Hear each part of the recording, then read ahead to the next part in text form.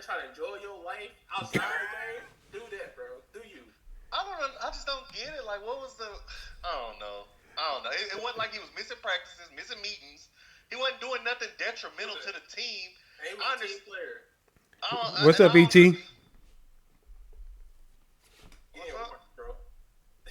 No, y'all keep. My bad. I was trying to. You know, you got to do the intro, bro. Yeah, you do have to do the intro. Wait, are we live? Yeah, we. Yeah, we live. We live. Straight to it, man. Straight to it. All right, man. Let's go ahead and get us going so we can record it. We on live. Hello. It's your boy Ehu. What's up, YOHP family? I'm here with D Greasy and T Roy. You know what I'm saying? Right now we live on Twitch, and I want y'all to come hang out with us and help us console our wounds once again. My heart is broken. It really is. D, get us rolling, man. I don't even know, bruh. And Waters. Get us well, to start it off, I might have wore this in the last episode. I don't even remember, but I'm gonna wear it again. Hey, you man. had your Houston Rockets thing on last I had time, Rockets on. Well, this time I got the Luka on. It's the Luka episode today. So hey Troy, take that damn red off, man. You gotta be wearing the Luka blue. What you doing, man? I'm upset, bro. I'm like Drake right now. I'm upset. Hot, pissed. Hey, so y'all know we all three of us are Mavs fans, and we definitely gonna talk about what transpired lately. We got a lot to talk about when it comes to that, but we're actually going to do what we usually do. We're going to start with the NFL. And the first topic of the day, man, we're going to talk about like a draft thing. So the first topic is Sheduer or Cam Ward for the first overall pick, man. If y'all had to choose, who are you picking? You want to go first, Troy? Yeah. Go ahead. It's tough for me because I feel like Cam Ward has the better arm talent. I think Cam Ward has the better upside because Cam Ward can throw anything. Any day you ask a quarterback to throw, he can throw, and and he has good anticipation on his throws. But it's just his footwork is so terrible to me, because he has to It was cool to see that in college that the lazy and I can throw a dot while I'm just on my back foot chilling. And watch me throw this dot, and that's cute. But in the NFL, it's way faster than the NCAA. So I don't think he has the proper footwork. But if I'm in a situation, I probably would draft a quarterback with a better upside. But I do think Sheduer is the more NFL ready quarterback right now, just because he has the quicker release. His passes can be lofty, but Joe Burrow passes are lofty. So then Joe Burrow is having a successful career. So you can get away with a lofty pass, but I do like Sheduer. I thought he's more calm. He will sit in the pocket and throw a dot if he needs to. He needs to work on his anticipation, but that comes with practice and getting to know your receivers. Mm-hmm. And so I do, and he's just more calm. And realistically, you'll make more money drafting Sheduer first than you would Cam Ward. But if you want Pure upside, Cam Ward would be the better. But I like Sheduer better. Me in person, I would go Sheduer. What you got, Ehu? That makes sense. I agree. I like Sheduer more, and I feel like Sheduer has matured in the game under his dad, and his dad knows.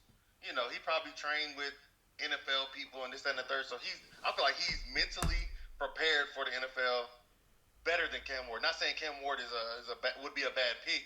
But I'm looking at the draft order for 2025, and the first three teams, 1, 2, and 3 in the first round, I feel like they all need a quarterback.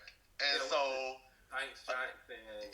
number 1 is Tennessee, number 2, Cleveland, number 3 is Giants. They all three could use a quarterback right now, so it's safe to say that Sheduer is probably going to go to Tennessee if he hasn't already, They got film of him and his dad in Oakland and, talking to certain teams. Or Las Vegas. I said Oakland. I meant the Raiders. In Las Vegas. I feel like I don't know. I would pick Sheduer just because he's been around the NFL culture already. He's just already prepared in my eyes. As far as their game, I feel like Sheduer has done more with less than Cam Ward has. Like I feel like that team that the first team that Sheduer was on, that team was not put together well. Like they were missing a lot of pieces. And Sheduer, I'll have to go look it up, but I believe that he's been sacked more. He's been pressured more because his O line was garbage, and he has done well with this trash O line. So I'm like, to me, that just shows how skilled he is, and I think that he is going to go number one. No, like hands down. Right now they have Cam Ward because how good Cam Ward arm is. The scouts want to say Cam Ward is like the favorite. But yeah, he should go. I think Sheduer should go number one. But the scouts say Cam Ward, but you can't really listen to the scouts. Exactly. Because the scouts was like, you should take Deshaun Watson over Pat Mahomes. But KC took Pat Mahomes over Deshaun Watson, and the rest is history. Yeah. One is out there chilling with his homie Justin Tucker, and the other is in the Super Bowl again. So don't do that because they screwed Deshaun Watson, man. Bro, he screwed himself. He should have kept in his pants. He didn't screw himself. Somebody helped him, but either way, he got screwed. It doesn't matter, bro. You keep it in your pants. Bro. They had a hands-on approach, and it ended up biting him in the ass. What we not about to do, Darius, is defend a rapist on our podcast. Oh no! How do we know that? I'm not defending a rapist. I don't know if he's a rapist. You're not about to do that.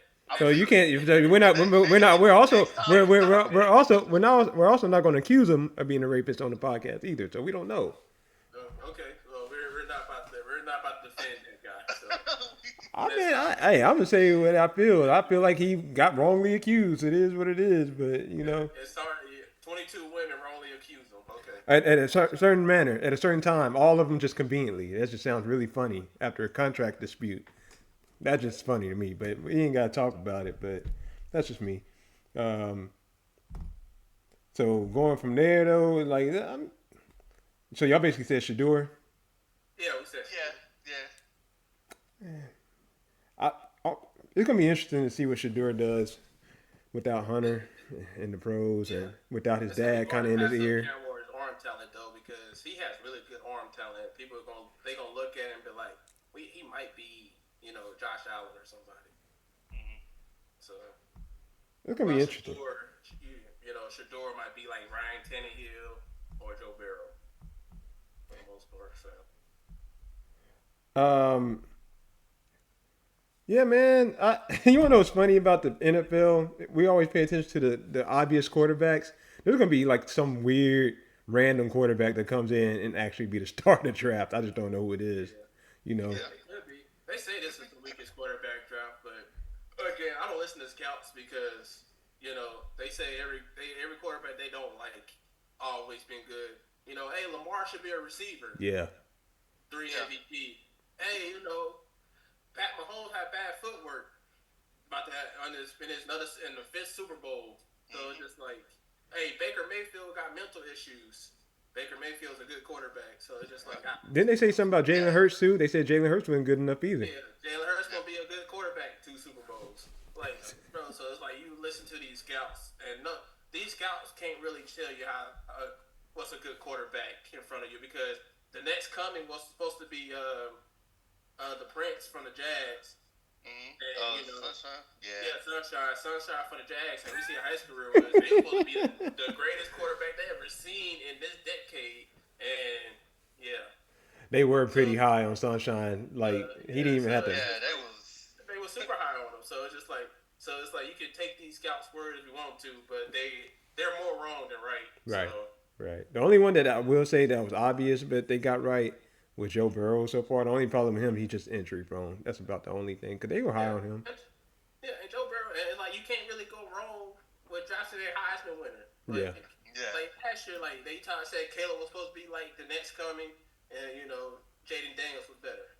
So, and I do think Caleb still have potential to have a great career, but it's just like, you have an option to choose a Heisman winner. Like, if for a Heisman winning quarterback, usually you can't miss. And we can say Bryce Young, He's struggling, but he came alive at the end of this year. So Yeah. Bryce Young has shown potential that he could be a great quarterback, and C.J. Stroud played terrible this year. So, even his first year, C.J. Stroud, they didn't have him as high as he, yeah, it should be. Yeah, should be. So thing, yeah. I mean, like I said, the scouts go off of what they think sometimes, and maybe stats or who they like you said, Troy. Like it's not always accurate with the scouts. Like I really can't just put all my faith in them. Speaking of, I don't even cut you off. Speaking of C.J. Stroud, they thought Anthony Richardson was a better prospect than C.J. Stroud. They did. so don't listen to these scouts, bro. Talking about the one that said, "Take me out, coach." Yeah, bro. Take me out, coach. I'm tired. Because the quarterback position is so hard to scout because what they can't do, they can't prove how fast you can read a defense. Yep. They can't prove how quick you can get the ball out. They can't prove how good your anticipation is. You can't prove that. You can do as many drills as you want to, but when you get into the game, how to handle the pressure, how to handle the crowd, how to handle the 300-pound lineman in their face, it's an entirely different thing because you cannot judge a person's mindset. And quarterback job takes the most mental strength because you do have a lot of days going. You have all these routes going. You gotta know all these plays. You got these pass rushes. You gotta know how to pick up the blitz. You gotta know how to slide protections. There's a lot going on, bro. So it's like the scouts cannot tell you what a good quarterback is because they can't. There's nothing on the system, on the scale that you can judge them. You have to watch the games and you have to look. You have to see what they're going against, what they have, what they're utilizing, and just be like make a decision off that. I mean, it's gonna be hit or miss for sure. That's just natural. We know that. But it's like, but it's just whenever certain prospects show the promise and they just fail, like they just fail to deliver. But sometimes it's based on what franchise you end up going to. Some franchises just don't invest well in their quarterback. Like they don't build the line around them to have them be more successful and things. They don't bring the weapons like certain wideouts that they know that they can have the benefit or take pressure off of them. So I don't know, man. I mean, there's a lot to go into it, but I agree with you on that. Don't forget about how much the scouts will drill over Jamarcus Russell. Okay, he can throw drooling over that man, bro. Oh, snap. Hey, I have a question for y'all. And it's not even a part of this shit, but who was a bigger bust between Jamarcus Russell for the NFL or Anthony Bennett for the NBA? Jamarcus Russell. And I knew you was going to say Anthony Bennett, Jamarcus Russell. Because, like, if you look at the Anthony Bennett situation, the team, he only went first because the team needed that position, and the draft wasn't like, there wasn't like no clear cut number one in that draft either. So it was like, I need that position. Let's take Anthony Bennett. Jamarcus Russell, they really thought that man was going to be like the next best thing. They were like, man, this man got arm talent. He can throw the ball as hard as possible. He can throw it far as hell. Like they really thought he was going to be like the next best thing, and yeah. Yeah, it's crazy. Like I said, the scouts thought Mac Jones was going to be like the next Peyton Manning or something. So, but look what school he came from, though. Too, you know they were going to do that. Yeah, for sure. You knew they were going to do that. But that's what I'm saying. Like you really can't gauge what a quarterback's going to do from like that transition from NCAA to NFL. Like you can't predict the future. So it's so much faster, bro. Yeah. Joe Burrow was a smart decision because Joe Burrow, even though he had those weapons, he broke every passing record you could think of at the time. So it makes sense Joe to me. Burrow's a good quarterback. So yeah. I think that makes sense to me. Say, chat, man, what y'all think about the topic? The topic was Sheduer Cam Ward for first overall pick. What's your opinion? Type it in the chat, man. Let us know. We'll be in there vibing with y'all while we're talking here. But we're gonna move on to the next topic because we were just talking about scouting and things of that nature. So who usually send the scouts out? The coaches, right? So these coaching hires lately, man, what are your thoughts? Like the new Chicago Bears coach, the Dallas Cowboys coach, and et cetera, man. Next time, bro. Wow. We're going to start with you, Ehu. We're going to start with the Cowboy coach, and we're going to start with you, Ehu. So I wasn't thrilled with it initially because he's like a journeyman. Like in the NBA, you got journeymen that go from team to team to team. He's been the coach for a bunch of teams, not the head coach, but And this is what I was telling. I was talking to my dad about this, about how he's seen a bunch of different systems. He's seen a bunch of different schemes. He's worked under a bunch of different great coaches. He started out as assistant coach for the Rams in '97.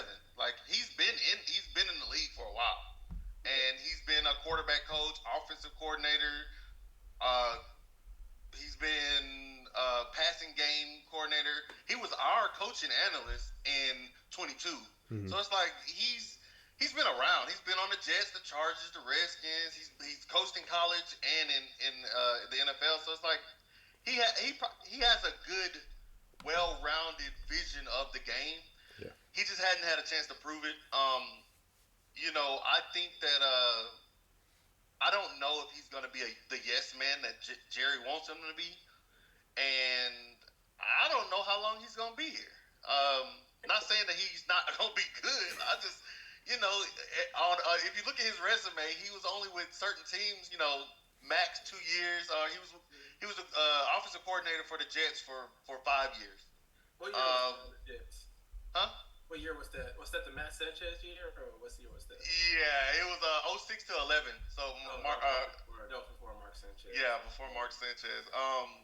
He was the Rams offensive coordinator from 12 to 14.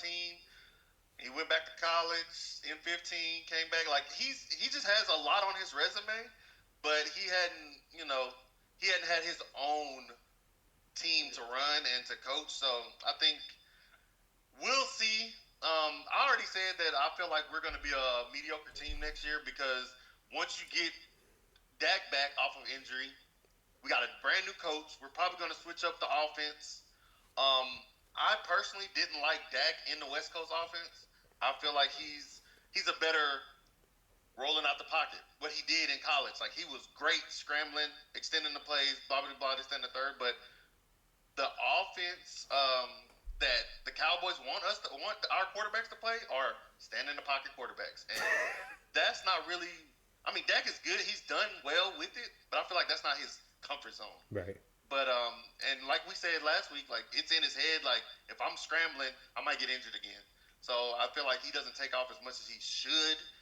But yeah, we're gonna see. I feel like I predict that we're probably gonna be like 9-8 this coming year, and I feel like that's large part to having a brand new coach. So I did grades because why not? Yeah. Okay. And I gave that grade a D because like you said, he's a journeyman, and like realistically, he never got an opportunity. But it also since I'm not in there, it also makes me ask the question why he never got an opportunity. And then I watched the press conference, and when you watch the press conference, you don't seem you just seem like it was just the usual Jerry Jones hire. That's why I gave it a D, because it just seemed like it was just like he's just another yes man to Jerry Jones, and he's a new head coach, and he's probably not going to go out there and put his own culture implement his own culture in the Cowboys. So I give him a D, but he probably could prove me wrong. He could be like this boy genius, and everybody never gave him a chance. So we'll see, but it's just hard for me to believe that he's been around the league for so long and nobody gave him a shot. Like, why did nobody give him a shot, bro? Like, did they not think you knew enough football? Or, like, why?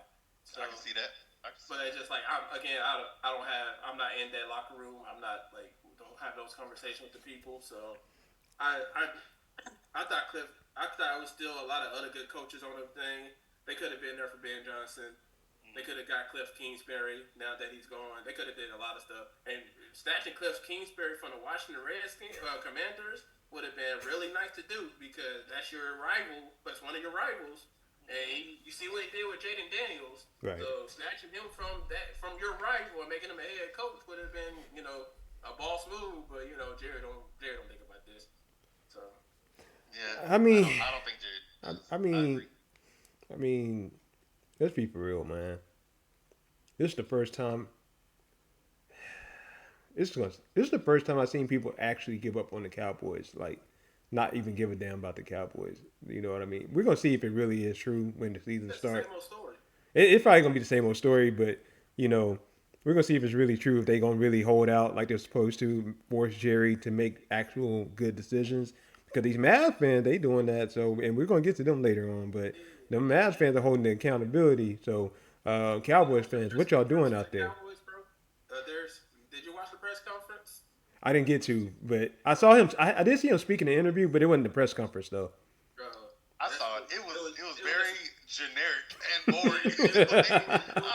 was such a Jerry show. I was like, Jerry's been like, instead of making it about him and being like, we had a conversation.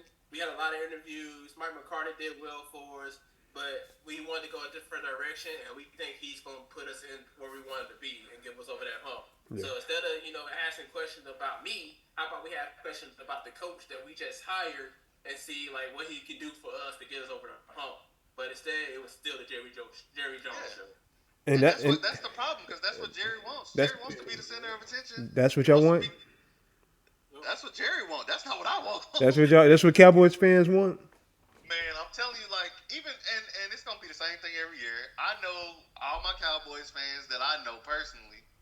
We gonna talk shit. We gonna say, I'm done with the Cowboys, and still be faithful to the Cowboys. So it's not.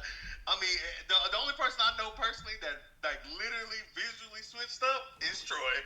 Troy said he ain't switched up, man. Stop. Done with the Cowboys. No, he's not. I'm out of this. No. I'm out of this. Ew, stop this madness, bro. Troy, Get that bullshit out of here, man. That man bleed blue. Don't let him fool you. I'm out of this relationship. No. I went to counseling. I'm good. I'm up here with. And he lied to you. He lied. I ain't lie. Nothing. I didn't watch a single Cowboys game, bro. Oh my goodness. He's Troy the only one. He's just a Mahomes fan. Cowboys fans. I watched every single Chiefs game. I didn't watch no Cowboys game this year because I didn't give a damn. Man, I got Troy the only one. I didn't give a damn. My pops, my homies. I got some H-Town homies. That's Cowboys fans, and they said, man, I'm not rooting for the Texans. I'm gonna still root for the Cowboys, even though I don't like it. Because people hating on the Chiefs more, make me a bigger fan of the Chiefs because people are just dumb as hell, bro. Yeah.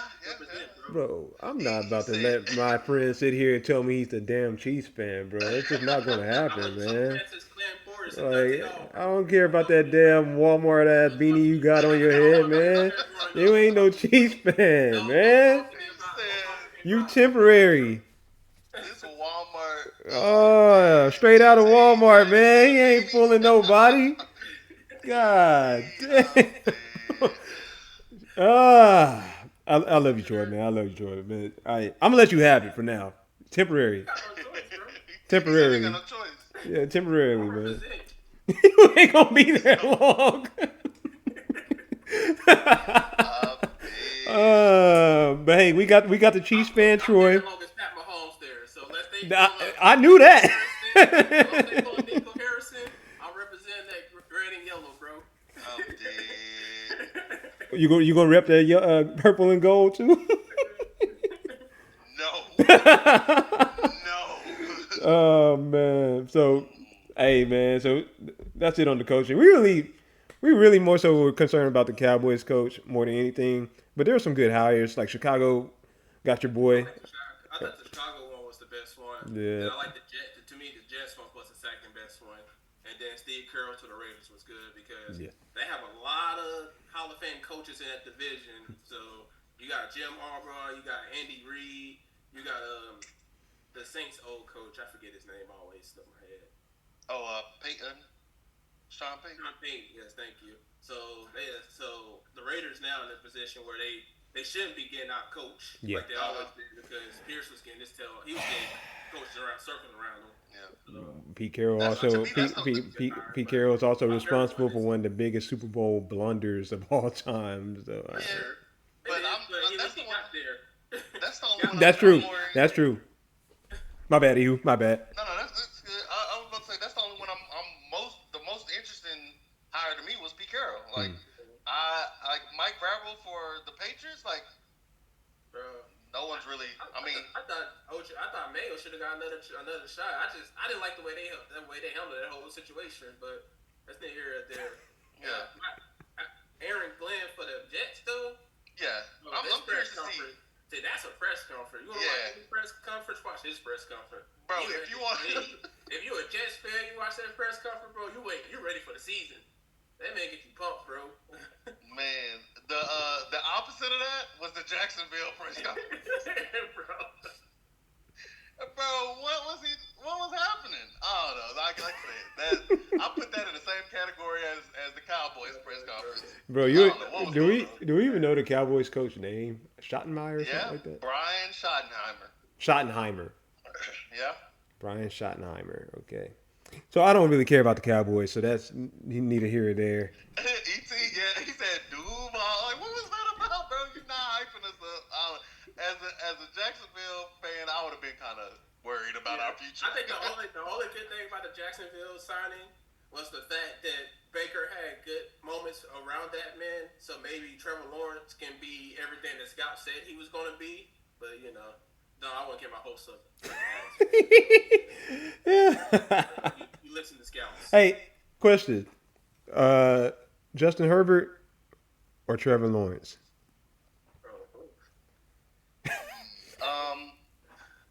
I'm gonna give it to Sunshine. I'm gonna give it to Lawrence. Only because Trevor beat him in the playoffs, bro. That's true. But Trevor's teams haven't been as good as Herbert's team. Yeah, Herbert has had some great offensive teams and great defensive teams too. The Jags have never had that caliber of grade of teams. So Eric T93 said Herb. I can see it, but we had this conversation. Justin Herbert's the only quarterback I know that have A+ arm talent, A+ anticipation, but like Z- intangibles. Everyone says Z-. The worst. He has no intangibles, bro. He just like when they need him to make a play. Nah. It just doesn't exist, bro. Yeah, that's why, like I said, I'd give it to Lawrence. Trevor Lawrence will occasionally make a play. Justin Herbert just doesn't make plays, bro. And that's important. If you swap them on their teams, you put Lawrence on the Chargers. If you swap them, I think Lawrence would have won some of those playoff games. In my opinion, I see the playoffs games, but yeah, okay. he probably do better. Mm-hmm. Okay. Well, y'all let us know what y'all think. Eric T already said Herbert, so anybody else in there, y'all let us know what y'all think about that and also the coaching hires. So that's what we had. That's our opinion on those. So we're gonna move on to the last NFL topic, and that is: has Jerry Jones been dethroned as the worst GM in Dallas? Troy. I'll be short because I know we're gonna go into the whole Nico Harrison thing. Mm-hmm. So, but no, because even though we traded Luka, we still got a good caliber player in AD. Jerry Jones literally be paying money to Jerry Jones is loyal. That's cool, but you overpaying a lot of these players. They just ruins the teams, bro. So it's just and then you don't allow none of your coaches to implement any culture. The one coach you allow them to implement their own culture was when you won Super Bowls, and then all of a sudden, every other coach is Jerry culture, and you're a laughing stock in the NFL. So. Yeah, I don't think for Dallas fans, young and old, Jerry's just been jacking up. He's really been just out here throwing money around, letting people go, not paying people. Like Troy just said, not letting the coach.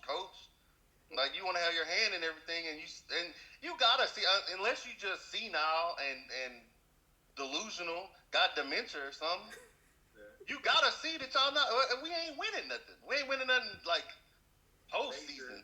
Yeah. So it's you gotta let the coach. And I like Troy said, I don't think that he's Brian Schottenheimer is not the coach to do that. Mike McCarthy was the coach to try to get stuff. He first he got it to where he was calling the plays, and then brought in his own people that he wanted to bring in, and like I said, These 3 are not back-to-back. bullies, though.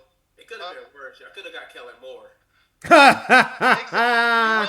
You're right. I definitely think that would have been a worse hire. Jojo Chow. So at Bruh. least not a bullet because Kellen Moore was not the answer. Well, I'm gonna say that definitely I agree with y'all about Jerry Jones. For the main reason is, as far as Nico as a Mavs GM, that was really his first blunder. As big as it was, as catastrophic as it was, that was really the only big blunder he made. Even the Caleb Martin trade that he just made sense. That blunder overshadows all the good he did. It kind of does, but Jerry's is like 20 years worth of that. So it's like, but they're kind of the opposite too, huh? This spot was like this. He traded Luka. That shit's like this now. Hey, I'm not disagreeing with that. I'm just saying Jerry is still worse, and because Jerry, the difference between those two is Nico seemed to have built the habit of not wanting to pay his star person, right? He's willing to give away his star person, where Jerry Jones is going to keep his star person no matter how much they show you don't need to keep him. Like he did it with Tony Romo, and he did it with Dak. They need to fuse together and balance out, right? And balance out. You know what I'm saying? Exactly. And then on top of that, you know, it don't help that Jerry's the owner as well. Like, you know, it's just you're a GM and owner, so you got all the power to do whatever the hell you want to do. Right. And I guess Nico the owner too. Nah, man. Mark Cuban should have sold the team to Jerry Jones because Luka would have been well paid. Mark Cuban shouldn't have sold a damn thing. That's the problem. Bro, he shouldn't have retired, bro. You don't want bro. You know how much money it costs to run a team? He got it. It costs a lot of money. And just because he has it in assets. You don't have it in cash. That's different. I understand all of that. He should have never did the shit because we would have still had Luka, Troy. You asking this man to keep liquefying his assets to keep the team going, and he's just like, I want to retire. I want to have money so my kids can can live their life. You a damn billionaire. What kind of money you ain't gonna have? Bro, I'm not gonna blame any man to go out there and make his money, bro. Oh, here we go with this shit, man. All right, so I'm just saying. I'm just saying. Like I'm saying mostly. I'm being funny when I say this stuff, but it would have been nice for him to stay because he oversaw the Luka thing in the first place. No, he did. He didn't know. No, I'm not talking. Not the trade, but I'm just talking about Luka's career. Like he was going to treat Luka like how he was going to treat Dirk. So I was saying, Mark, man, at least try to finish most of that Luka's career, then go off to the sunset. Because Mark Cuban probably would have did that, but he didn't know about this. He didn't know Nico was dumb enough to trade a generational player. He's a generational failure. I don't even know if he's dumb. I think he's just a double agent, bro. I don't know, bro. We'll get to that. Oh yeah. So we got that out the way. Man. But so we're gonna go to the NBA, y'all. We done with the NFL. You let us know what y'all think of the topics. Put y'all opinions in there. We looking at them like we. There's. What happened? Bro. Huh? Oh, appreciate that. Super Bowl pick. We're gonna touch on it real quick. So because you said, do the Eagles have a chance to revenge their upset? Yes. Revenge their loss to the Chiefs. Yes, and that's the topic, Troy. So you already said it. So I'm gonna let you start. Okay. Well, how they do? They can't revenge because the Eagles on paper are the better team. Their only weakness is the quarterback and the coaching, and so like on paper the Eagles can't beat the Chiefs, but I just think they're gonna get out. I think for me, I think the Chiefs is gonna outcoach the Eagles, and Pat Mahomes is gonna just make more plays than Jalen Hurts. So, but they can't. To the answer to that question, yes, they can. They can't repeat that upset because Saquon is so good. Saquon get one good 60-yard run, and like early in the game, that's going to change the whole dynamic of the game right then and there. If you just break off one big run, and it's going to change the whole entire dynamic of the game, and it can get like really bad for the Chiefs. But I just think the Chiefs are way better coach. Hey, I got one thing to say before we go to Ehu, man. So that beanie you got, I need you to Yeah, start painting some white and black stripes on it as well. why ain't what? Nah, That's then you'll be really representing. Then you know what I'm nah. saying. But go ahead. I'm gonna keep. The refs we already talked about that. The refs ain't helping the Chiefs, but the Chiefs are like Troy said, the Chiefs better coached. Like if you just put the Eagles, line for line, head coach, quarterback, running back, this, that, and the third, the Chiefs win a lot of those.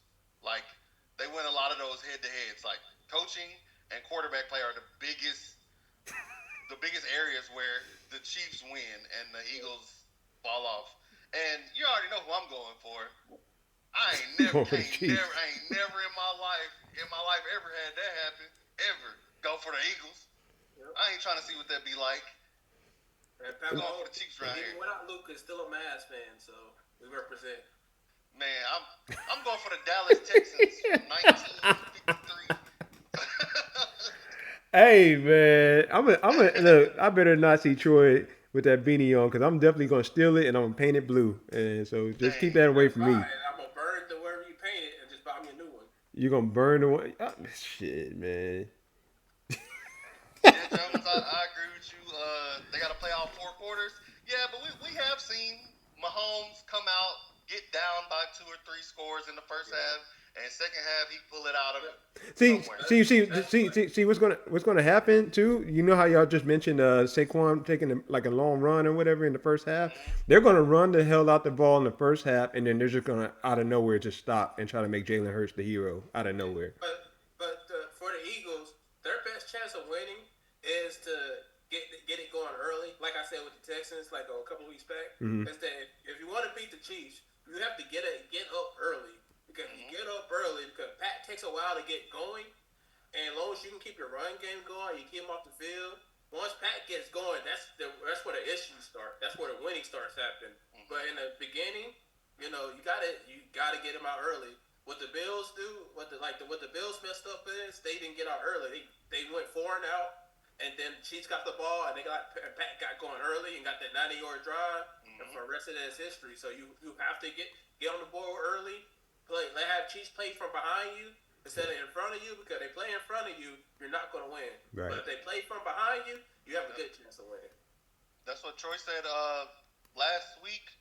Last couple of regular season games, where if the ball is in Pat Mahomes' hand at the end of the game, most likely they win it. Like and it's been proven. Like that whole organization, the team is coached well to put the ball in our best players' hands at the end of the game, make the game manageable to where we can win it, and they've done well. So I mean, Which as is long as they keep doing what's been working, which, You don't want to give them which is which is which is crazy. 4 down territory. That's dangerous. Which is crazy because they're not even getting like a crazy amount of rushing production from on the Chiefs, and then they're also not. They didn't even get a lot of production from Kelsey last game, so it's like it's definitely Mahomes winning you those games, and the defense obviously, but on offense, it's definitely Mahomes because I mean all the wideouts are basically. Bro, it's I just mean, Worthy had a couple of good yeah, catches. he had one good catch, but like when you have a tier 1 quarterback, bro, you don't really need much. You just need That's enough. that's You crazy. need people that can catch You the don't need a lot ball. of weapons. Yeah. Having a better defense for that quarterback, so you don't always have to play from behind. It's actually more beneficial than having like Jamar Chase and look at Joe Burrow. Joe Burrow's a tier 1 quarterback. He has great weapons in Jamar Chase and T Higgins, but no defense. Yeah. But the team And the O line ain't as good. yeah, and his O-line is good. So what the Chiefs did, they was like, we have a tier 1 quarterback. We have the best quarterback in the NFL. We're gonna get him less weapons, even though his production is gonna come down. But we're gonna build a defense to back up, the lack of production because we get stops, we get enough stops, and he's gonna find a rhythm. He can make it work with anybody. Mm-hmm. So it's like that's why they're here for a 3-peat because Pat Mahomes can make it work with anybody, and they have a defensive team that like go get turnovers and get stops. So it's just it's all she wrote, bro. Don't forget about the zebras. Yeah, Can't leave out the if zebras. you want to believe that, bro. Yeah, you can believe that all you want. I went and looked up the Believe stats. that. I'm gonna go get that stat graphic that I picked up, and the Chiefs actually don't get helped out as much as people think. It gets shown a lot, and people push this narrative, but the stats. They push the narrative because they're so good. People don't know how to explain how good they are because they were supposed to be watched 2 years ago. They're supposed to be watched after they traded Tyreek. They're supposed to be watched this year, but they still winning. And people don't know how to explain it because they're too dumb to actually watch the game and you understand the concept of football. So because majority of people don't understand football, so they be like, it's the refs. Yeah. But the reality of the situation, when you look at the ref statistics, the Chiefs don't benefit from it. So then it comes down like, the refs make key calls in key situations. Like, bro, it's just like how many excuses you gonna give before you just give them credit that they're good? They are a well-coached team. They have a great quarterback and a great defense. They suck. Not to mention they have a great front office. They have a great culture. They draft well because they draft. They literally had L'Jarius Sneed, traded him because they knew they have a all-pro in Trent McDuffie. Yeah. That they actually traded the Patriots. They traded the Patriots for that pick and drafted Trent McDuffie over the Patriots so they couldn't get Trent McDuffie. So they have a good scouting team. Mm-hmm. When they picked Pat, they were supposed to get Deshaun Watson. Was supposed to be the pick, but instead the Chiefs traded up, and everybody thought they traded up to get Deshaun Watson. The Chiefs traded up to get Pat Mahomes. They traded with the Bills to get Pat. So it's like they built Pat. They got Pat out of that. And then they would go get Kalafis, who has more sacks than T.J. Watt in the playoffs. So all I know is my ace time worthy from the Bills. So realistically, teams just need to stop trading with the Chiefs because no, they do their homework. They do their homework though. My ace time homies, if DeAndre Hopkins get a ring with the Chiefs, I don't want to hear nothing. No, but that's for. I mean, Houston fans should be happy because Texans screwed DeAndre. I'm just saying, like they screwed him, man. All I'm saying is after all the talk about being the best team in Texas, and y'all ain't. What have y'all done? They better than Dallas. No. Yeah. I mean, I'm just being for real. They better than Dallas. They're in a better position. I'll take CJ over that. I wouldn't. We saw Dak ain't never had a season like that where he's played healthy. But CJ lost some weapons. He lost Tank Dell twice already. I say CJ had like a whole bunch of. He lost Tank Dell. He lost Diggs. He lost Nico for the part of that season. Mm-hmm. He had the worst offensive line in football. Dak had never had that. So they have. In my opinion, all the injuries that we've had before Dak got hurt, to me that was the best. That was the worst our O line has looked. And we haven't had a run game. We had a couple of good defenses, but at the same time, like C.J. Stroud has had one good year, and his very next year was not as immaculate as his first year. So I've seen Dak be consistent through his whole career. I've seen C.J. play good one year and play mediocre the second year. He didn't play mediocre this year, though. He still played good this year. He was just sacked a lot. I'm just saying he wasn't as good as he was his first year. Is what I'm saying. Actually, look, the stats are better this year than it was last year. Sacked more. Are you sure? I mean, we can take a look. Let's take a look. Let's take a look. I heard T.J. Watt. Yes, you did. E.T. Yes, you did. So he did have more picks. I stand corrected. This last year was better. Yeah. By how much? By how much though? What's the QB rating? QBR. It's about 13% different than QB rate. Okay. Yeah, his first year he was 100 QB rating. This year he was 87. His first year he had 23 touchdowns, 5 interceptions. This year he had 20 touchdowns and 12 interceptions. That is a lot. Like I said, I would still take Dak because I know what I'm getting with Dak. In my opinion, that's just me. I think that was just an off year, man. I think if Houston can build the lineup, I think he gets back to the productive C.J. Stroud that we know. I mean, obviously you can say that about any quarterback, but that should be the most important thing for Houston right now. Dak has had a year like that, by the way. What's the year? It was actually Dak's second year. He was 86% on QB rate, where he's 22 touchdowns and 13 picks and 3,300 yards. So okay. Dak did have a year like CJ. For his second year? Oh, okay. Yeah. And that year we still had Zeke. And the best offensive line in football. So. Hey, Chat, man. He didn't have to do as much, which is like I said, Hey, I'm still taking Dak. hey, chat. Who y'all got for the Super Bowl though? I think CJ. Who y'all got for the Super Bowl, chat? I see. Wait, ET said go Eagles, go. Okay. The AFC is way harder than the NFC. CMDR data said KC, but he thinks it's gonna be pretty much a dogfight. They got to play all 4 quarters. I think it's gonna be a dogfight too. I think if it's a dogfight, I see KC winning. If it's a blowout, it's gonna be the Eagles on the Eagles side. Gotcha. I just don't see KC blowing the Eagles out because Gotcha. their defense is really good. So Okay. You said the Eagles defense or the Pats or the Eagles defense is really good. The Eagles had the best defense in football this year, so and it wasn't close. So I wonder if they're gonna be able to pick one off.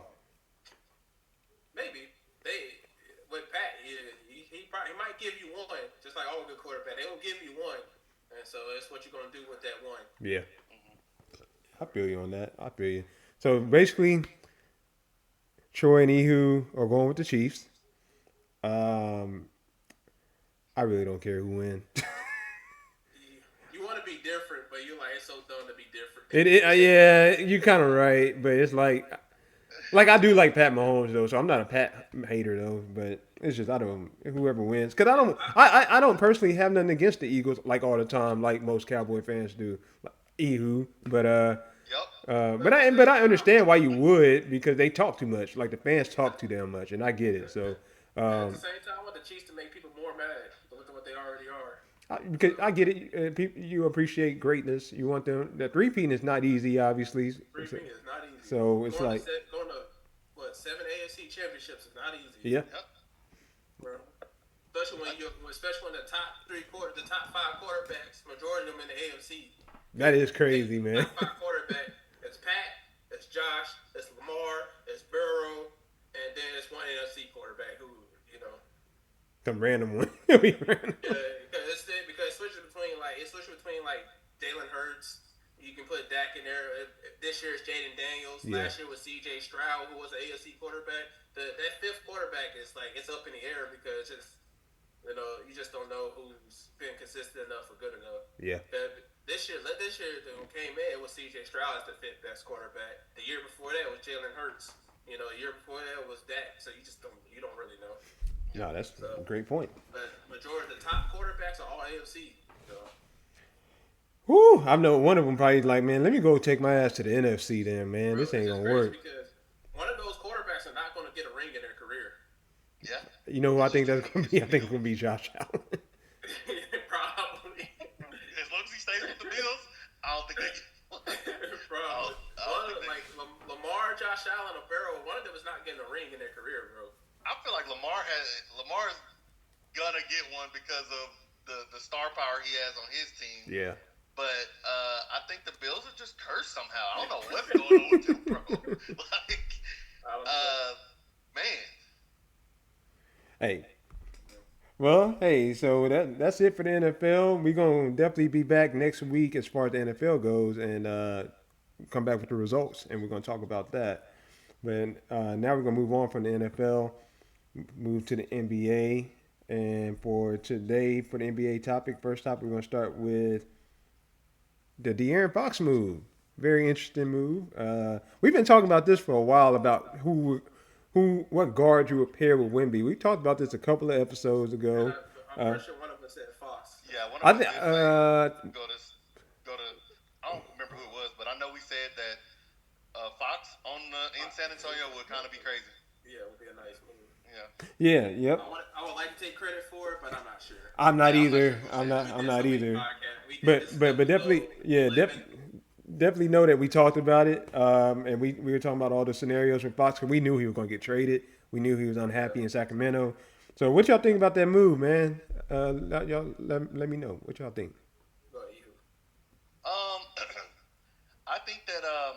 I think it's a great move. He wasn't happy in Sacramento or whatever was going on in Sacramento where the coach got fired and all this and the third. I think that for the Spurs' future, this is a great pickup for the Spurs. CP3 probably not gonna be there that much longer. Even if he is, and he's behind the scenes or relinquishes his starting role or whatever to De'Aaron Fox, and kind of Fox picks his brain and picks up some stuff from CP3. That's a perfect point guard to learn from. Um, I think that right now, I was looking at their record. Uh, Last year, the Kings were 46 and 36, and this year they're 25 and 24. So they could be on their way to be worse than that.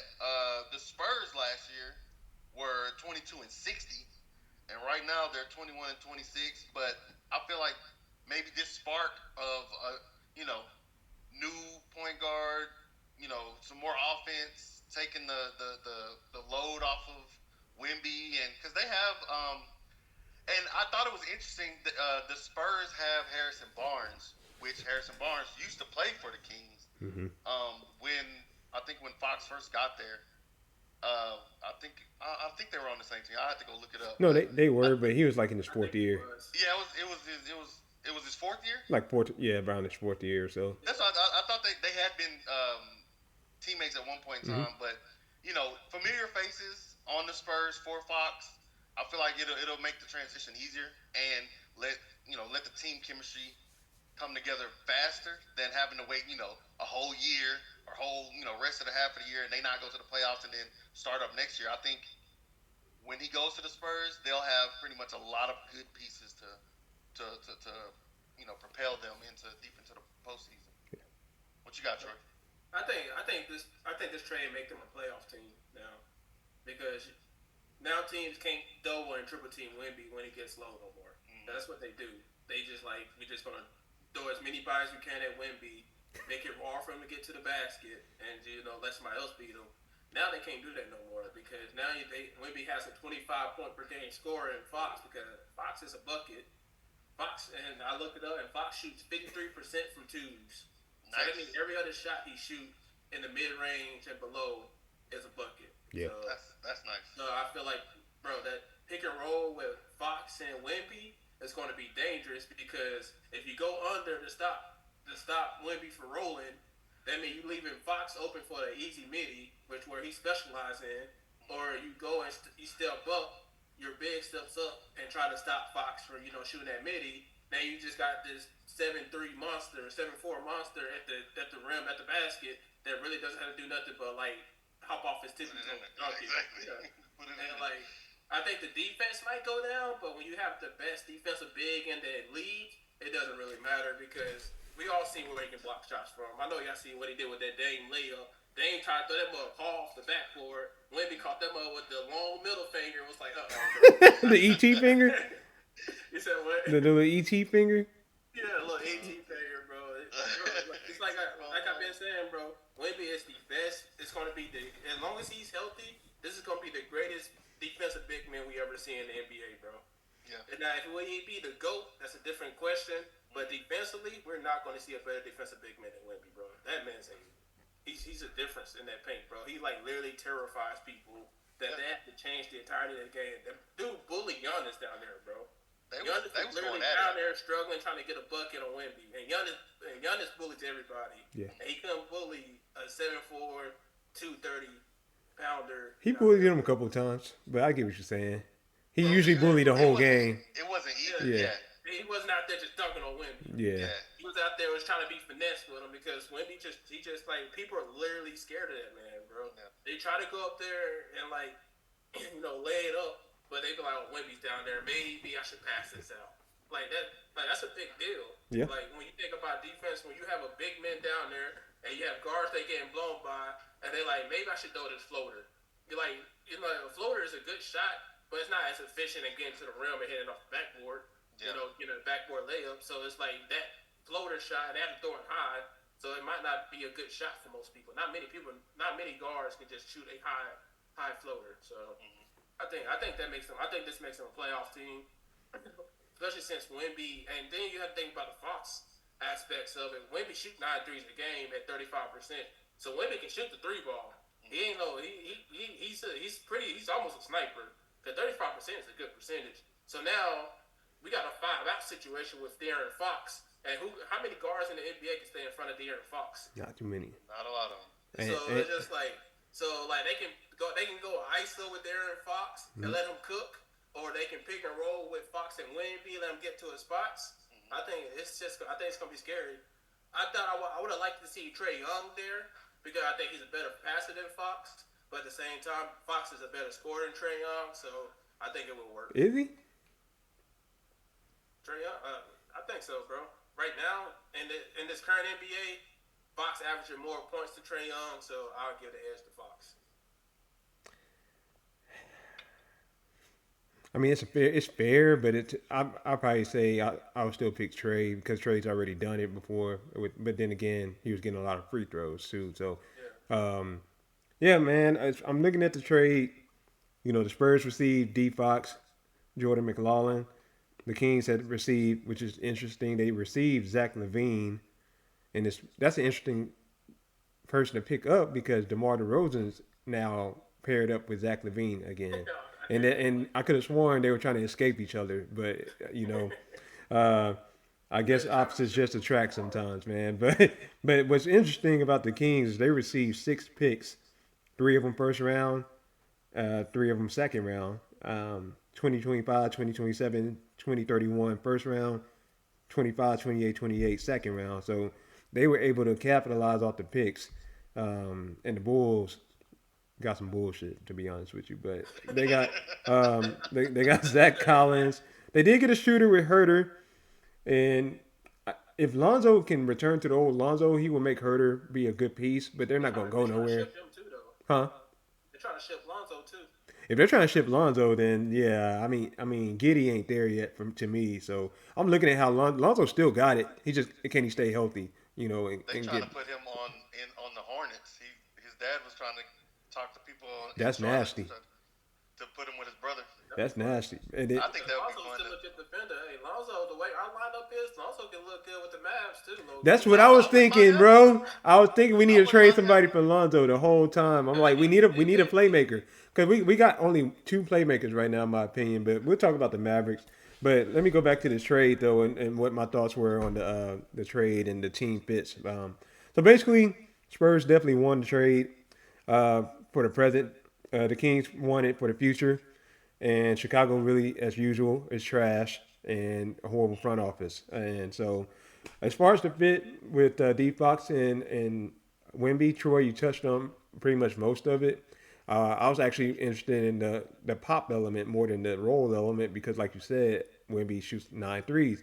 And because my concern with Fox is he going to be aggressive every game? Is he going to improve at this point? Because this is an opportunity for him to do something like average 28. You know what I'm saying? Show the world, hey, you. He is, but he has days where he just don't go at people like he's supposed to. Yeah. And the other thing that Ihu was bringing up CP3 leadership.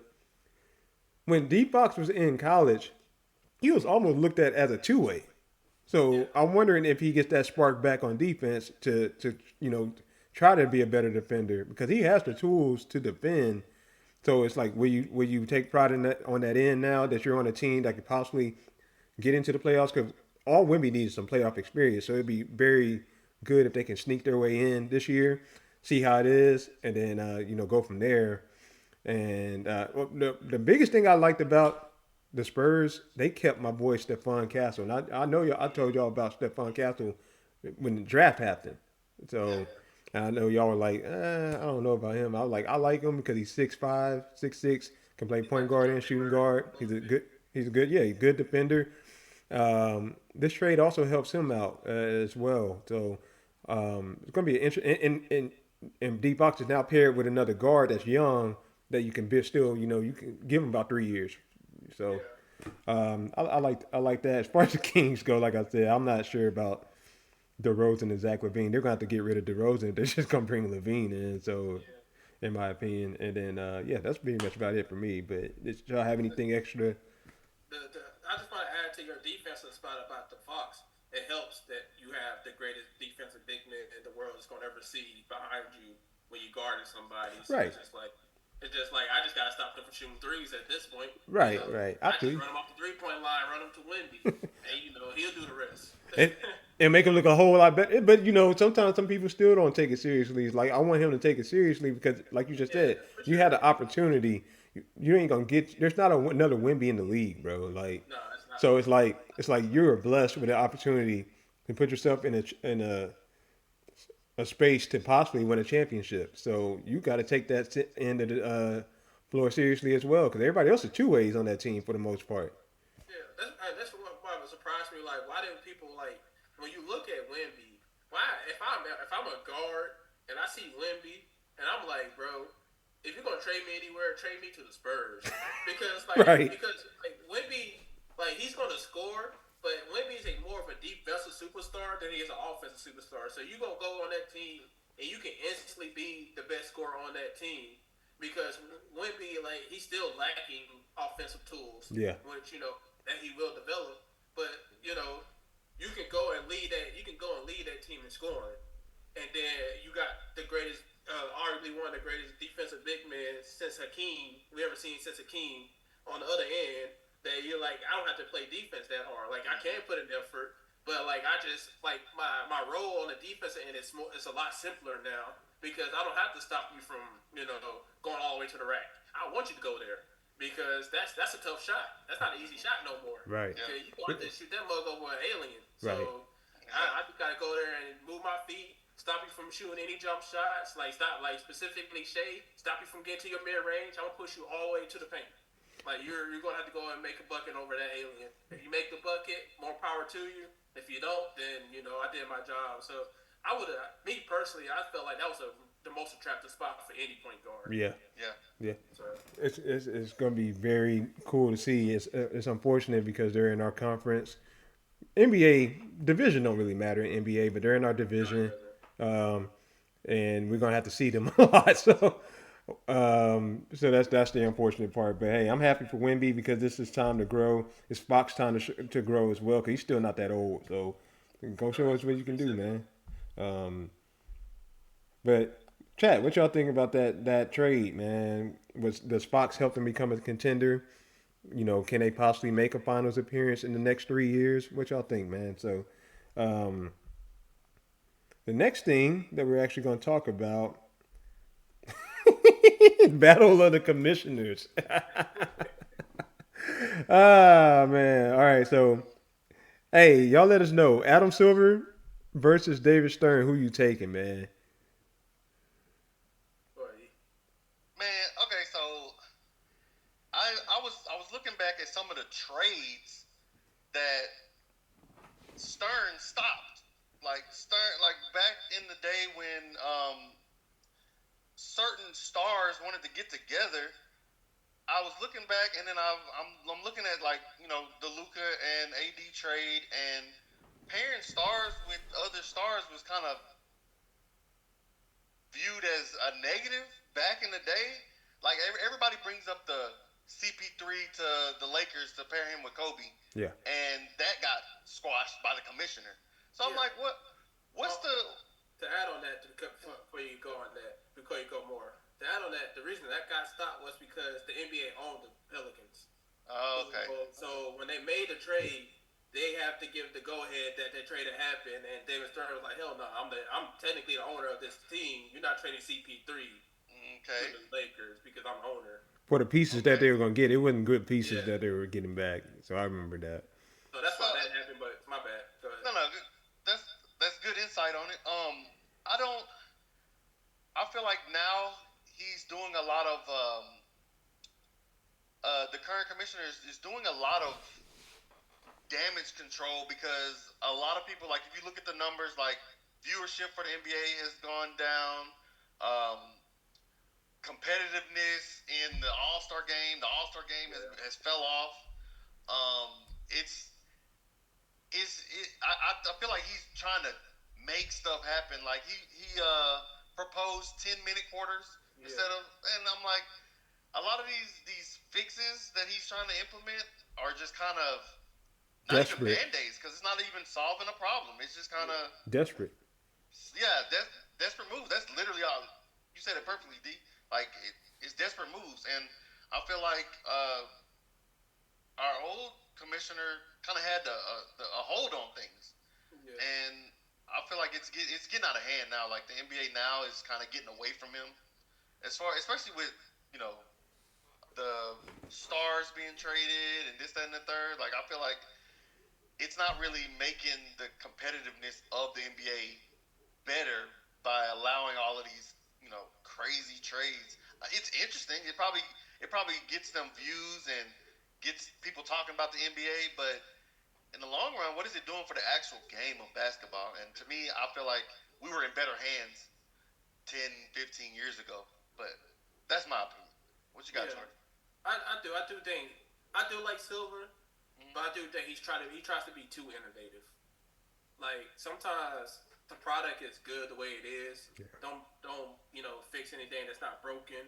Mm-hmm. But he tries to be a little too innovative, and it's like if you too innovative, you taking away the substance that is the Uh-huh. NBA and what like the everything that we all love and the history of it and everything we love to grow about the NBA.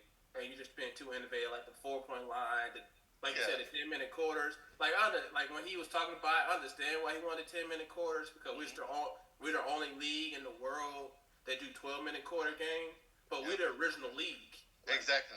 every other league is based off us. So why are we trying to base our originality to other leagues that like Exactly. make buzz? So it's like I understand where he's coming from, but at the same time, we shouldn't be trying to copy European leagues when the European leagues is trying to copy us. So it's like why are you copying something that copied us? And I say so. But yeah, I do think it's too much of a players league. Yeah. Like understand it.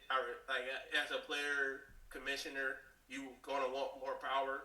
So I understand that like that's good for the players, but I Mm-hmm. think for the product, it's bad for the product. It's Exactly. because the players have so much control about what they can and cannot dictate when it comes to their contract, how often they play, and Mm-hmm. all this other issues that going on. That now we're getting a product where it's not as competitive because now we're getting a product that's more influenced by the fans because now we're ring culture and we're in the era of ring culture. So now it's like if you don't win a ring, nobody cares about what you do on the court no more. And Exactly. because of that, so now for these players, they're weak minded. They read these tweets and they be like, "No, you're right. I need to win this ring. So of course I'm not gonna play because what matters is the ring." So Yep. I do think Stern had a better hold on the situation than Mm-hmm. Silver, Silver. but Mm-hmm. we'll see. Silver's gonna have a very long reign still. He's probably not gonna step down anytime soon, and we'll see if his innovations do improve the league or not. But right now, it doesn't look like it is. Yeah. Yeah, I don't have a problem with Silver that much either, but I also I understand why people. You know, it's funny. People actually didn't like David Stern when he was actually the commissioner, though. It was like afterwards they realized, oh man, he was actually good for the league because he kept, like you said, he kept an iron fist basically over Yeah. everything. So Adam Silver is not that type of person, though. He don't want to keep a rule with an iron fist.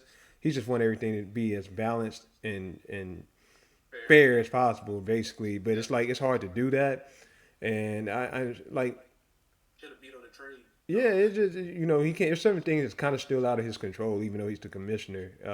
So really, the thing that's going to fix a lot of the NBA issues, in my opinion, is just whenever the collective bargaining agreement comes up and owners versus the players again, and seeing what they're going to pretty much change as far as rules, contracts, things of that nature. I really think another thing that set the league back is it seems small, but I think it's pretty major.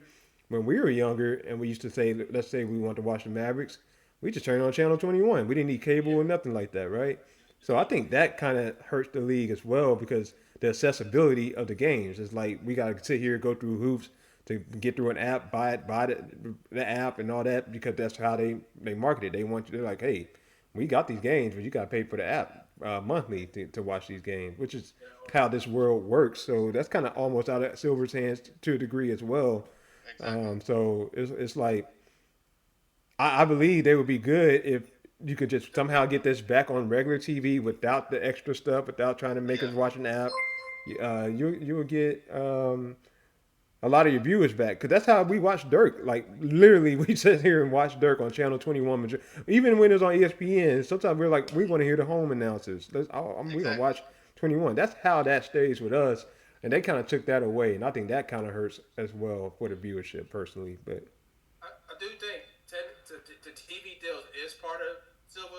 because he is the one that's in control of making the decision when it comes to like the big TV deals in the NBA, like the TNT and the ESPN. Mm-hmm. Like when we get those national televised games, he's the person that makes the decision because he's the one that's getting the contracts. That's fair. So I do the owners when it comes to local TV. That is more so on the owners, more so than the commissioner. The commissioner, but the national TV games, that's the commissioners. So that's technically his doing. So if we don't get like great televised games, that's because he's making that decision of what television can show our basketball games. I mean, if that's the case, we're still for the most part getting what we've always gotten. When you really think about it, though, outside of the NBA League Pass, we know on Tuesdays and Thursday we go to TNT. There's always been like that, though. You go to you watch Charles Barkley and them on TNT. Monday, Wednesday, Friday, some Saturdays, some Sundays. You watch ESPN. We still also get NBA TV. That's not regular TV no more. Regular TV no more. You have to get subscription to watch the NBA TV games now. They used to be on the cable TV and stuff where you had the NBA channel and you could actually watch games on the NBA channel. So they gave us an extra day of the week to watch NBA games. We don't have that no more. That's true. That's also true. But I think if you can somehow fix that issue, me personally, I think if you can fix that issue, that'll be a great step into the right direction. Because that's used to like older folks definitely ain't trying to buy no app or look through no apps. You know what I mean? They're trying to just turn the TV on, watch the game. The product is not the same as far as the game goes visually, yes, but they will still probably watch it because it's there, and then you learn the players a lot more. It's easier to connect with the players if you're watching them all the time or had the access to watch them all the time. Even the older folks like 50 plus, and I'm not saying that's not even a knock at 50 plus. I'm being for real, our parents know who Dirk is and like Dirk. You know what I'm saying? So you know how many people, older folks, they know Luka, they watch them, but it's different when you watch them almost every game. It comes on, you watching it with your family, your basketball family, your friends and all that. I used to text my cousin and call my cousin all the time when a Maverick game come on local cheap TV, and you know what I'm saying? That creates a lot of stuff, buns, blah blah blah. So that's just my opinion on it, though. Yeah, I agree. And the local TV stuff again, that goes with the owners. They make the decisions of if they want to go with a certain local TV to show their game, and the money apps are more money, so of course they're going to go with the app. But Right. yeah, I do think it should be. I do think maybe he needs to make a requirement that we do show the games on local TV because if you're a Mavs fan, unless you have the Mavericks app, you really don't get to watch the Mavs game. Right. You pay money to watch the Mavs game. Why can't I just get an antenna and watch the Mavs game? Right. Exactly. But not everybody can afford an app. Right. Yeah. Exactly. Especially now that Man. everything's so expensive now, this is the time to make it more affordable to get your views up. Get more viewers, make it cheaper, make it easily accessible. I don't know why they got rid of the local. Yeah, you can get an antenna, watch the Cowboys game. You can go get an antenna if you can't afford anything. You can go buy $10 antenna from Walmart and set it up, plug it to your TV or whatever, and you can watch the Cowboys game every Sunday. So that's a problem right there then, because the NFL is already completely shitting on the NBA when it comes to viewership. So if the NFL is doing that, you probably should take notes and be like, maybe we should return to local TVs for every franchise, and at least like y'all just said, get the viewerships back up. So that's just the thing. I think the game definitely changed. It's not as pretty, but you know what? Some people didn't like the game back then. They thought it was too slow. So it's your taste or whatever you feel like. I do think we're getting back to that point where, again, I don't want to say this out loud because of the Nico situation, but we are getting back to the point where defense is starting to matter more because how skilled these kids are. Because and I know we're gonna get into the expansion of the team. I do think we need another 2-team expansion team because it's a lot of talented players out there. Yeah, it's a lot of talented players that go unnoticed because. There's not enough opportunity on these teams no more because you're taking a risk on a new kid, or you're gonna take a kid that's already talented that's been in your system already. So you're not gonna take that risk no more. So the game has evolved, and these kids are really good now. These kids right now are way better than the kids that's in the 90s. We're talent wise, skill wise, we're kind of duking on the '90s, realistically. And, So and, and you're talking mostly like outside of the stars, right? You're talking like the yeah, role outside the players. stars, just role players. Like these role players, like we get a lot more two ways. We don't get you rarely get one dimensional players on role players. Role players now. Yeah. They're usually two dimensional. They used to play some defense and shoot some threes. Play some defense and be able to pass the ball and shoot the three. Or they can go to the rack and pass the ball and shoot the three. Right. Like you're not getting one dimensional players no more. You're not getting Like specialists. The word no, specialist almost doesn't even exist in the NBA anymore. no, I think the last specialist right now is probably Duncan Robinson, Luke Kennard. Hmm. They barely see the court now. So Hey, so that's a good point, man. That's a good point. So we're gonna move on to the last topic, which is going to turn into another topic. So, the last topic of the day or the night, I mean, is how will Anthony Davis, and you know what? I'm gonna add in Max Christie as well. How will Anthony Davis and Max Christie Troy, dog. Hey, I'm just being fair because all right. How would they help the Mavericks though, moving forward, man? bro, you should just stopped it at AD. I was already mad when you said AD. When you added Max Christie, made me more mad, bro. Go ahead, Eagles. Go ahead, bro. Man, first of all, I'm still heartbroken.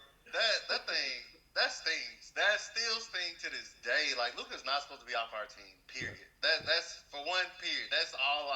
Ain't nothing else to say about it. Like he is not supposed to be on any other team than the Mavericks. Period. Um. So what I tried to do was go look at something that AD would add to our team.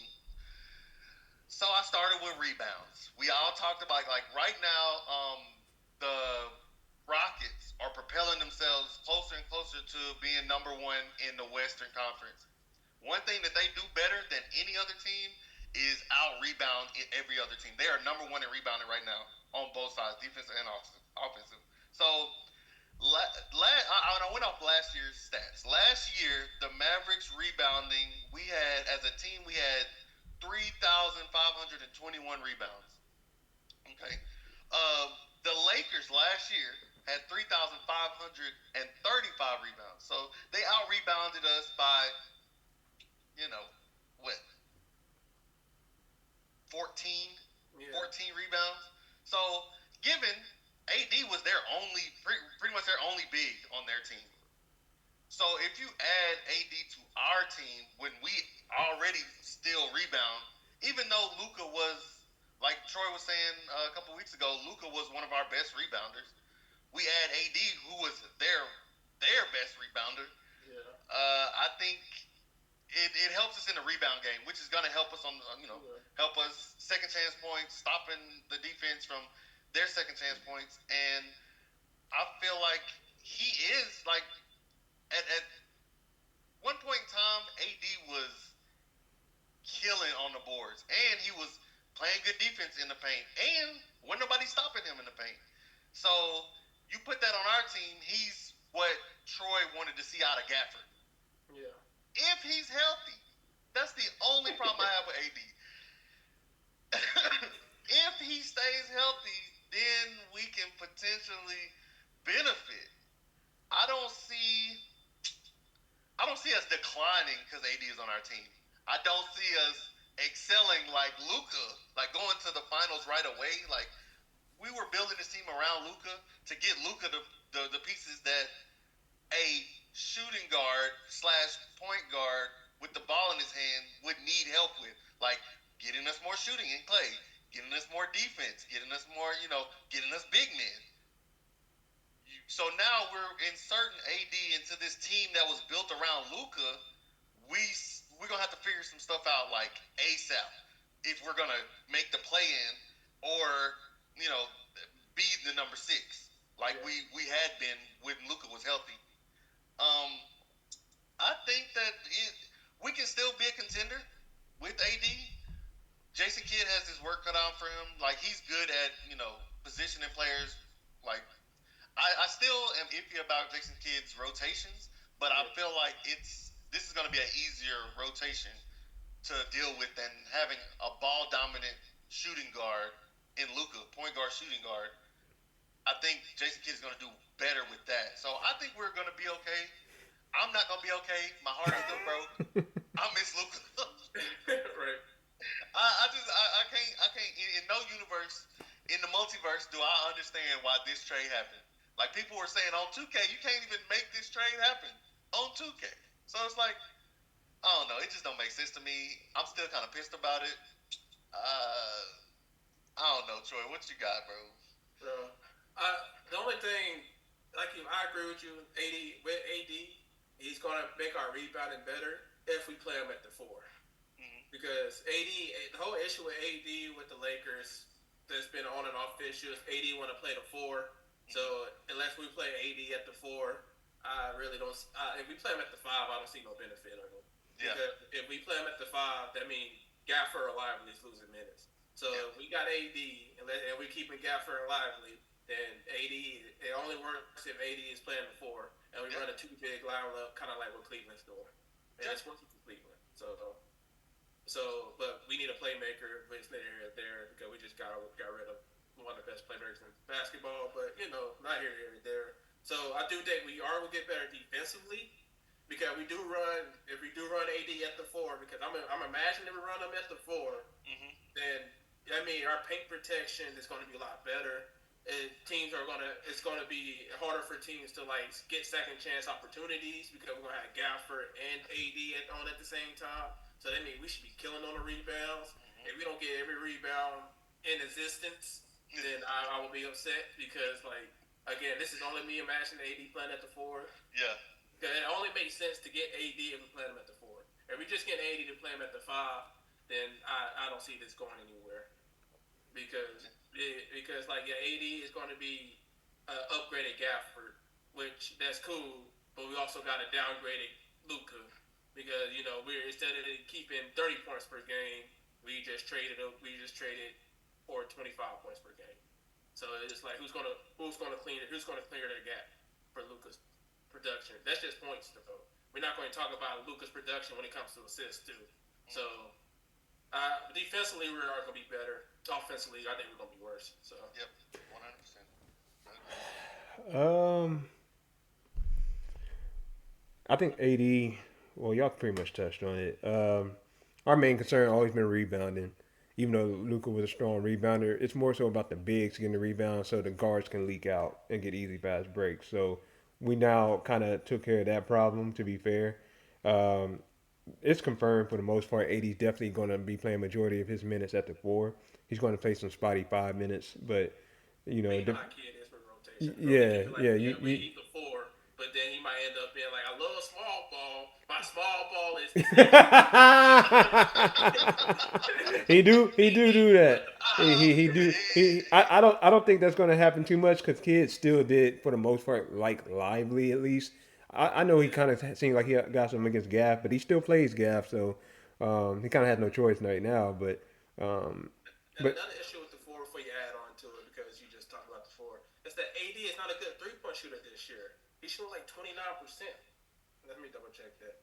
But he's shooting very low in 3 balls right now. He's shooting 29.8%, so almost a little bit, technically 30%. So he's not a good 3-point shooter. So we run him at the 4, so we're just gonna have 2 bigs clogging up the paint where Kyrie literally lives in the paint. So it's just like it depends. I think he's gonna. Go ahead, you. No, I was gonna say I think Jason Kidd is gonna let him play a stretch 4 like he wants to, like get him in the mid range, maybe get him some 3-point shots. He's not gonna have to bang like he was on the Lakers because.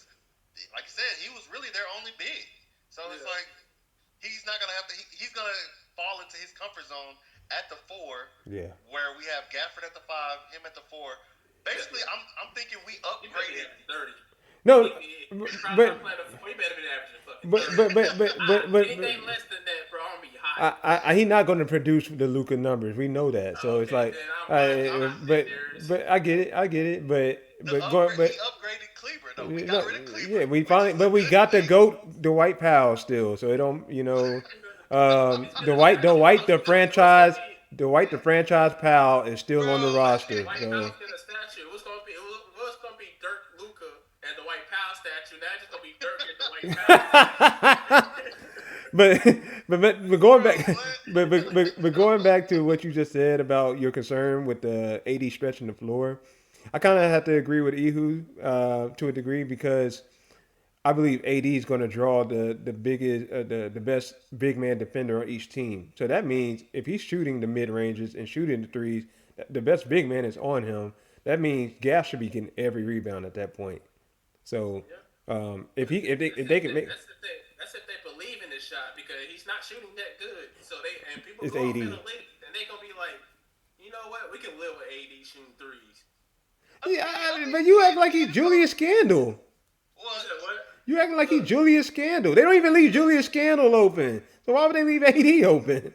I'm just saying. Look, AD. This is AD 3-point percentage the last 3 years. 29%, 27%, 25%. Then the year after that, he was 18%. So Julius Scandal sound like a way better 3-point shooter But than me. but it's also dependent on the system and how they were playing. This system's going to it's going to definitely be different. He's going to get more shots up, and he's not going to be his main diet is not going to be stretching the floor anyway. He's the main guy now, so he's got to get his diet from wherever the hell he wants to shoot him from. The Lakers trying to make him the main guy now. LeBron wanted him to be the main guy in You LA. can't. I don't care what people say. LeBron is that damn good that he's never going to be a number two. He's not even going to be a number two to Luca. I mean, come on. No. He's gonna be number 2 to Luca. Okay. AD offensive production is nowhere near the level of Luka Doncic. Hey, that's not the point. He's LeBron James. He's LeBron James, man. That's the point, bro. Because LeBron only feels the need to take over the game because AD disappears. He's just like, bro, here, do something. Like That's goes true. back to like the Porzingis thing. It's like you go keep. I'm gonna pass to you so much before you just like not do anything and be like, all right, it's time for me to step up now. He not gonna have that issue with Luka. He's gonna get that mother Luka. Luka gonna be like, all right, watch me cook. But that's my point to a degree, though. Like sometimes AD probably not meant to just be the second fiddle spot up guy like that, like they try to make him. He's just coming in rhythm more so. That's the thing, though. They wasn't trying to make him. They would give it to him on the block. They Would would. give it to him on pick and roll situations. He just wouldn't step up in big moments, bro. When they needed him to step up and step in and perform, he would just be like, you know what, man, my feelings hurt. I don't feel like playing today. and that's why I feel like he fits better in Dallas because we have an actual team, not just one person with the ball in their hands making people do what they want him to do. I feel Right. like he fits our team well because like if you watch like our last game that when Luka was out of the game, the pace of our game was a little faster. We got out and ran a lot, and we got Grimes Yeah. and Clay and them in rhythm threes But and stuff like that. I agree with you, but that same pace was happening in December before Luka got hurt.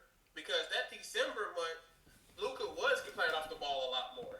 He was, letting everybody else touch the ball. We was letting Dinwiddie bring the ball up because we had a lot of times we had double-digit turnover games because Luka wasn't having the ball all the time. Yeah. Because he was letting everybody bring it up, and we was pushing the break more. And we had a great December before Luka went out, and then before Kyrie get out. So like, I do agree with you that like we was pushing the pace is better, but it was already looking like that with Luka in the lineup. So him trading Luka before we actually get to see like the entirety of our team, it just was foolish.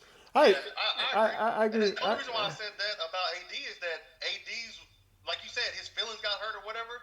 He's not gonna have to get told by somebody what to do all the time. Like he's gonna be able to play team basketball and not have to like worry about is LeBron about to be mad or this, that, and the third. I feel like the way our team is now is a little more unselfish.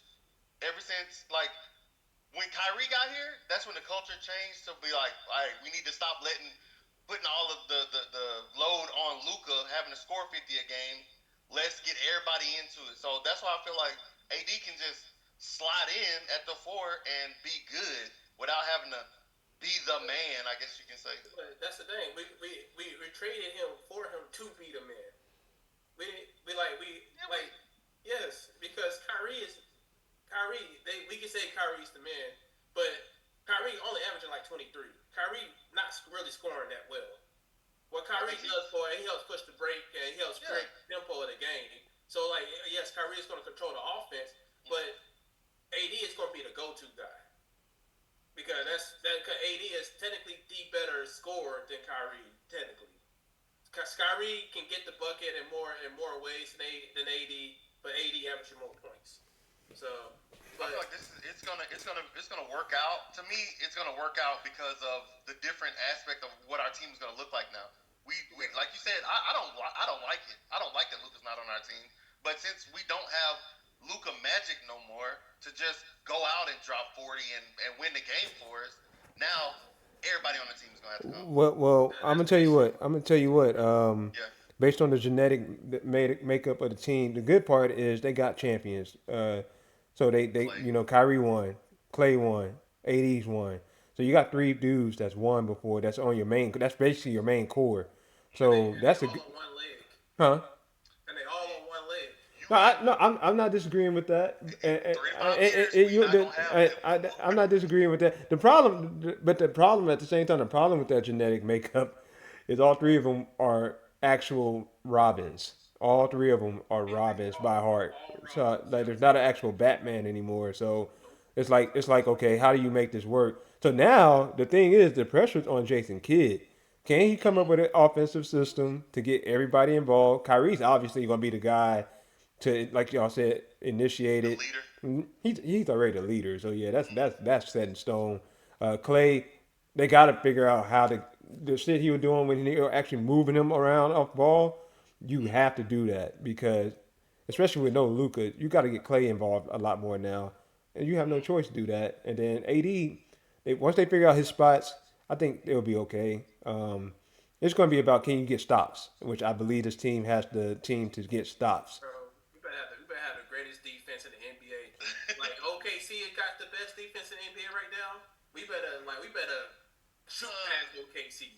Like because OKC got the best defense in the NBA without a big man.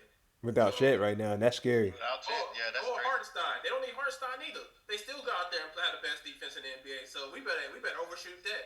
That's Because your wild. defense win championship, right? That's why you got rid of them. Defense win championship. You don't need offense. So we better held everybody to like 80 points, 90 points a game, bro. But yeah, because that's actually now I will say my concern about this team is defenses blitzing us. What happened is what Nico forget is when Luca was out, teams blitz way better on the team that without Luca because Kyrie's just small. Like obviously he got the handles and he's actually We try to lost get a double teamed every game. he yeah he lost a step a little bit.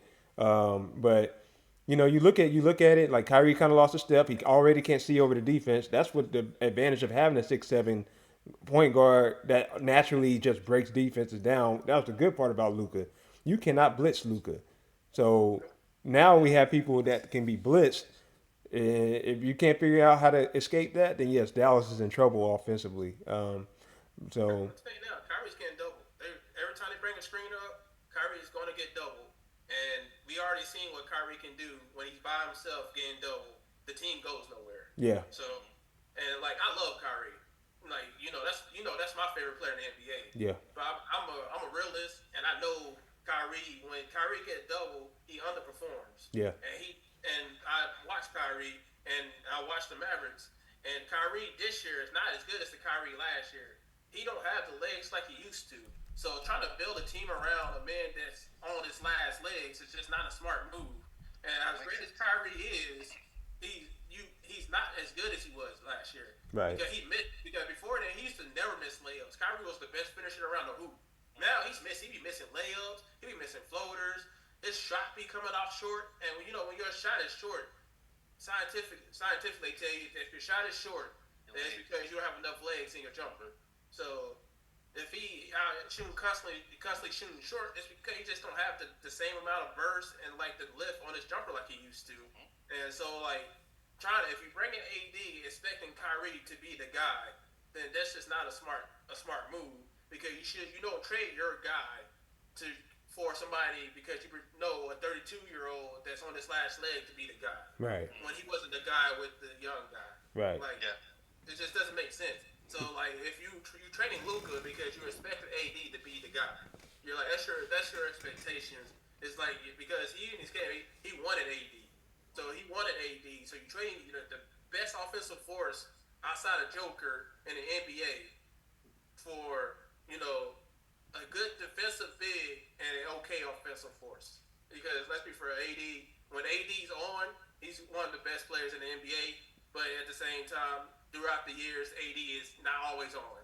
Like you don't know what you're getting out of AD, and that's been out throughout the years. When he was in the Pelicans, and it was supposed to be his team when they got the Marcus Cousins. No, it was the Marcus Cousins team. Sure it was. wasn't AD's team. Sure was. He'd go to the Lakers, and then you're like, oh, LeBron like AD, I need you to be the guy. I need you to be the guy. It always becomes LeBron the guy because LeBron is more.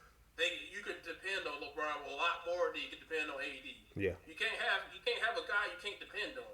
And AD is not dependable.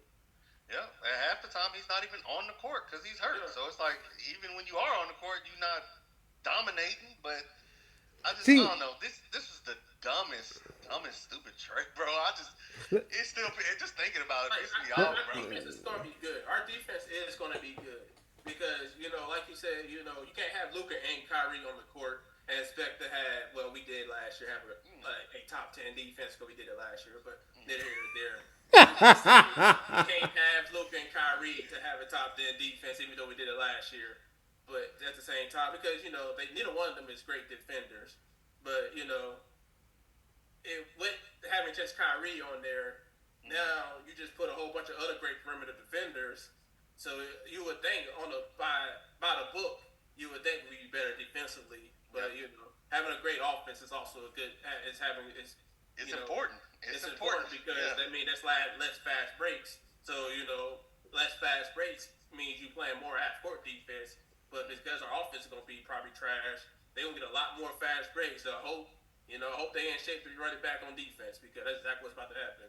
I mean, outside of our three main guys, like I'm talking Kyrie, Clay, and AD, we have a bunch of young players around them. So getting out and running is probably not going to be a problem.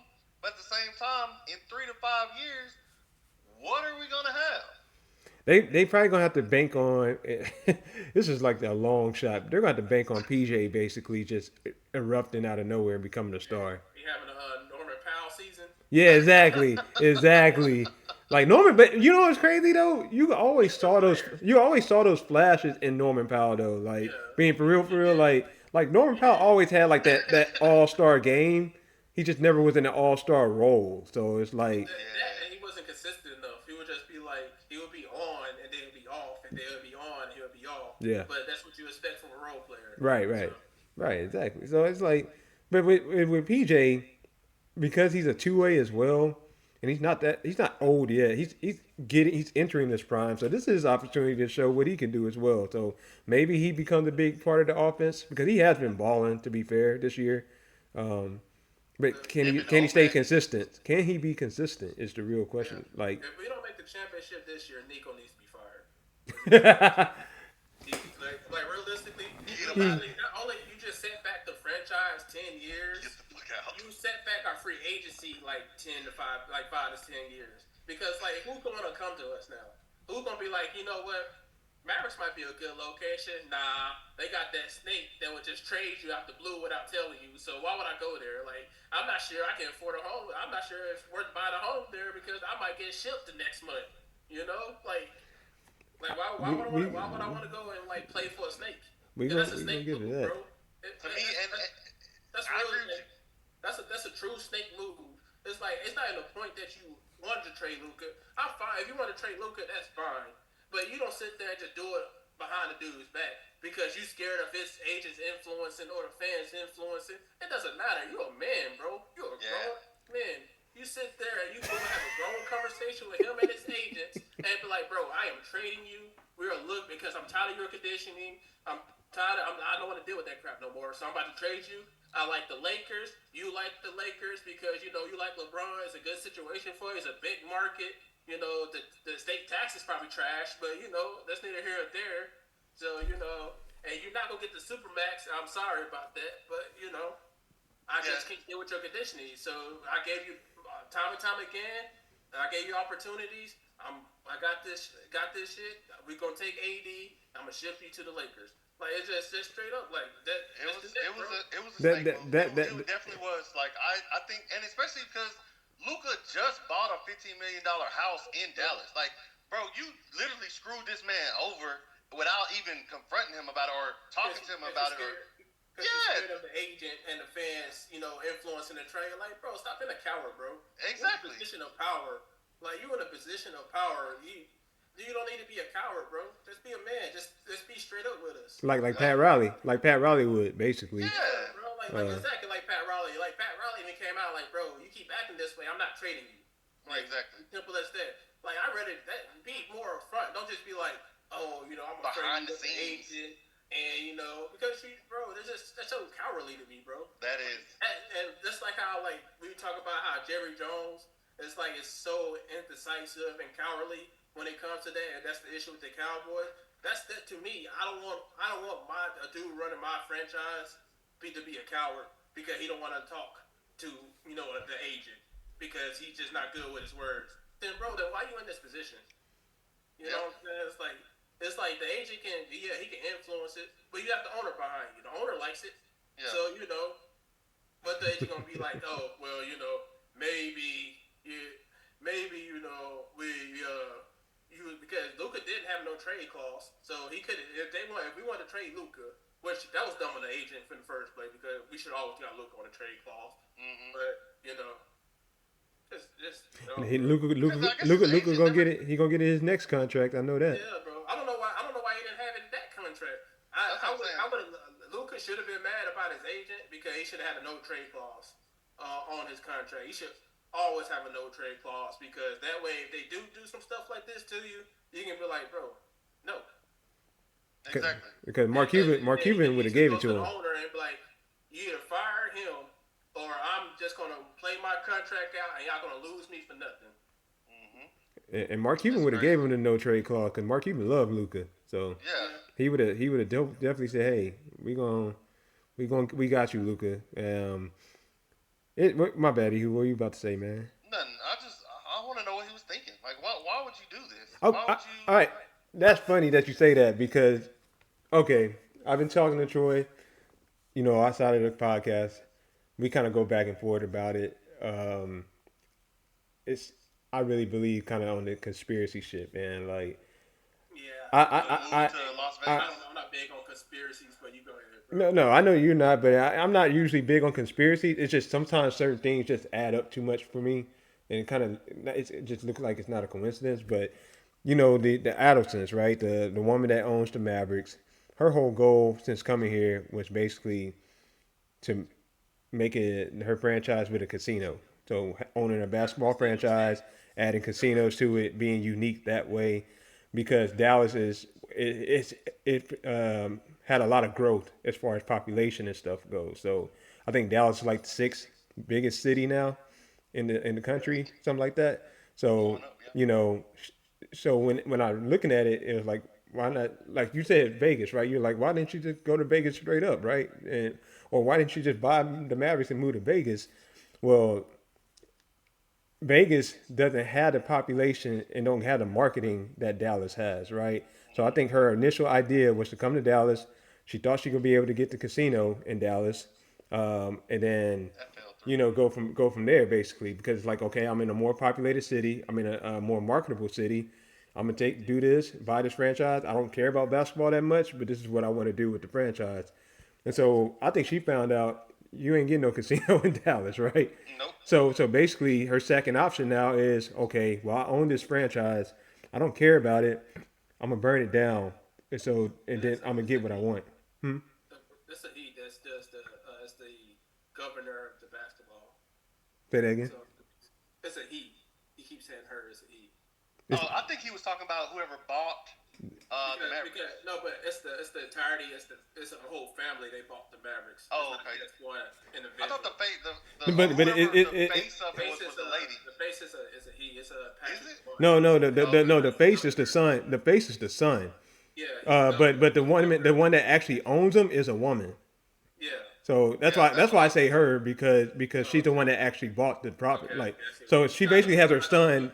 She basically has her son basically running it for her to a degree. He's the one that made the decision. He's the one that pulled the trigger for Luka. Right. And that goes back to me saying like you know what I'm saying? That she's making decisions for him. Right. So it's like she's the head of the snake, but Yeah, she has her I just son. wanted to. You know what I'm saying? So Okay. My bad. Keep carrying on. My bad. oh no, you good. I just So want to keep up with you.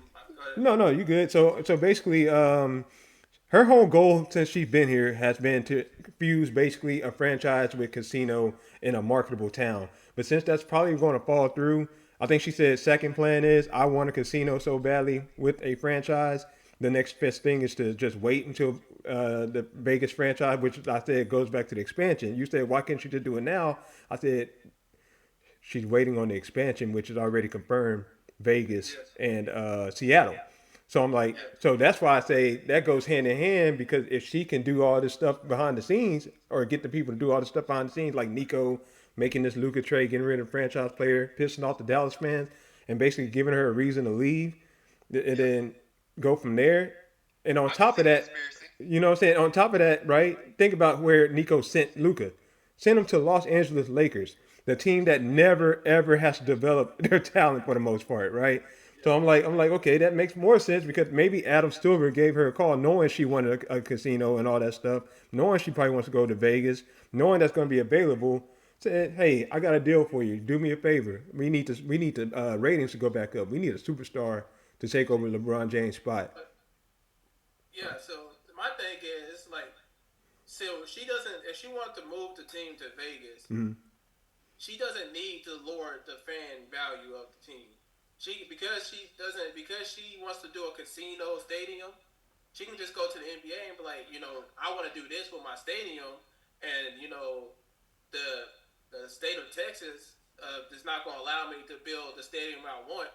She has every right to move that team to that Vegas location there because they give you. So I looked up. These are the reasons. These are the reasons you can relocate. So it's either a financial reason, which is team. Obviously you're in bankrupt. You're not making enough money.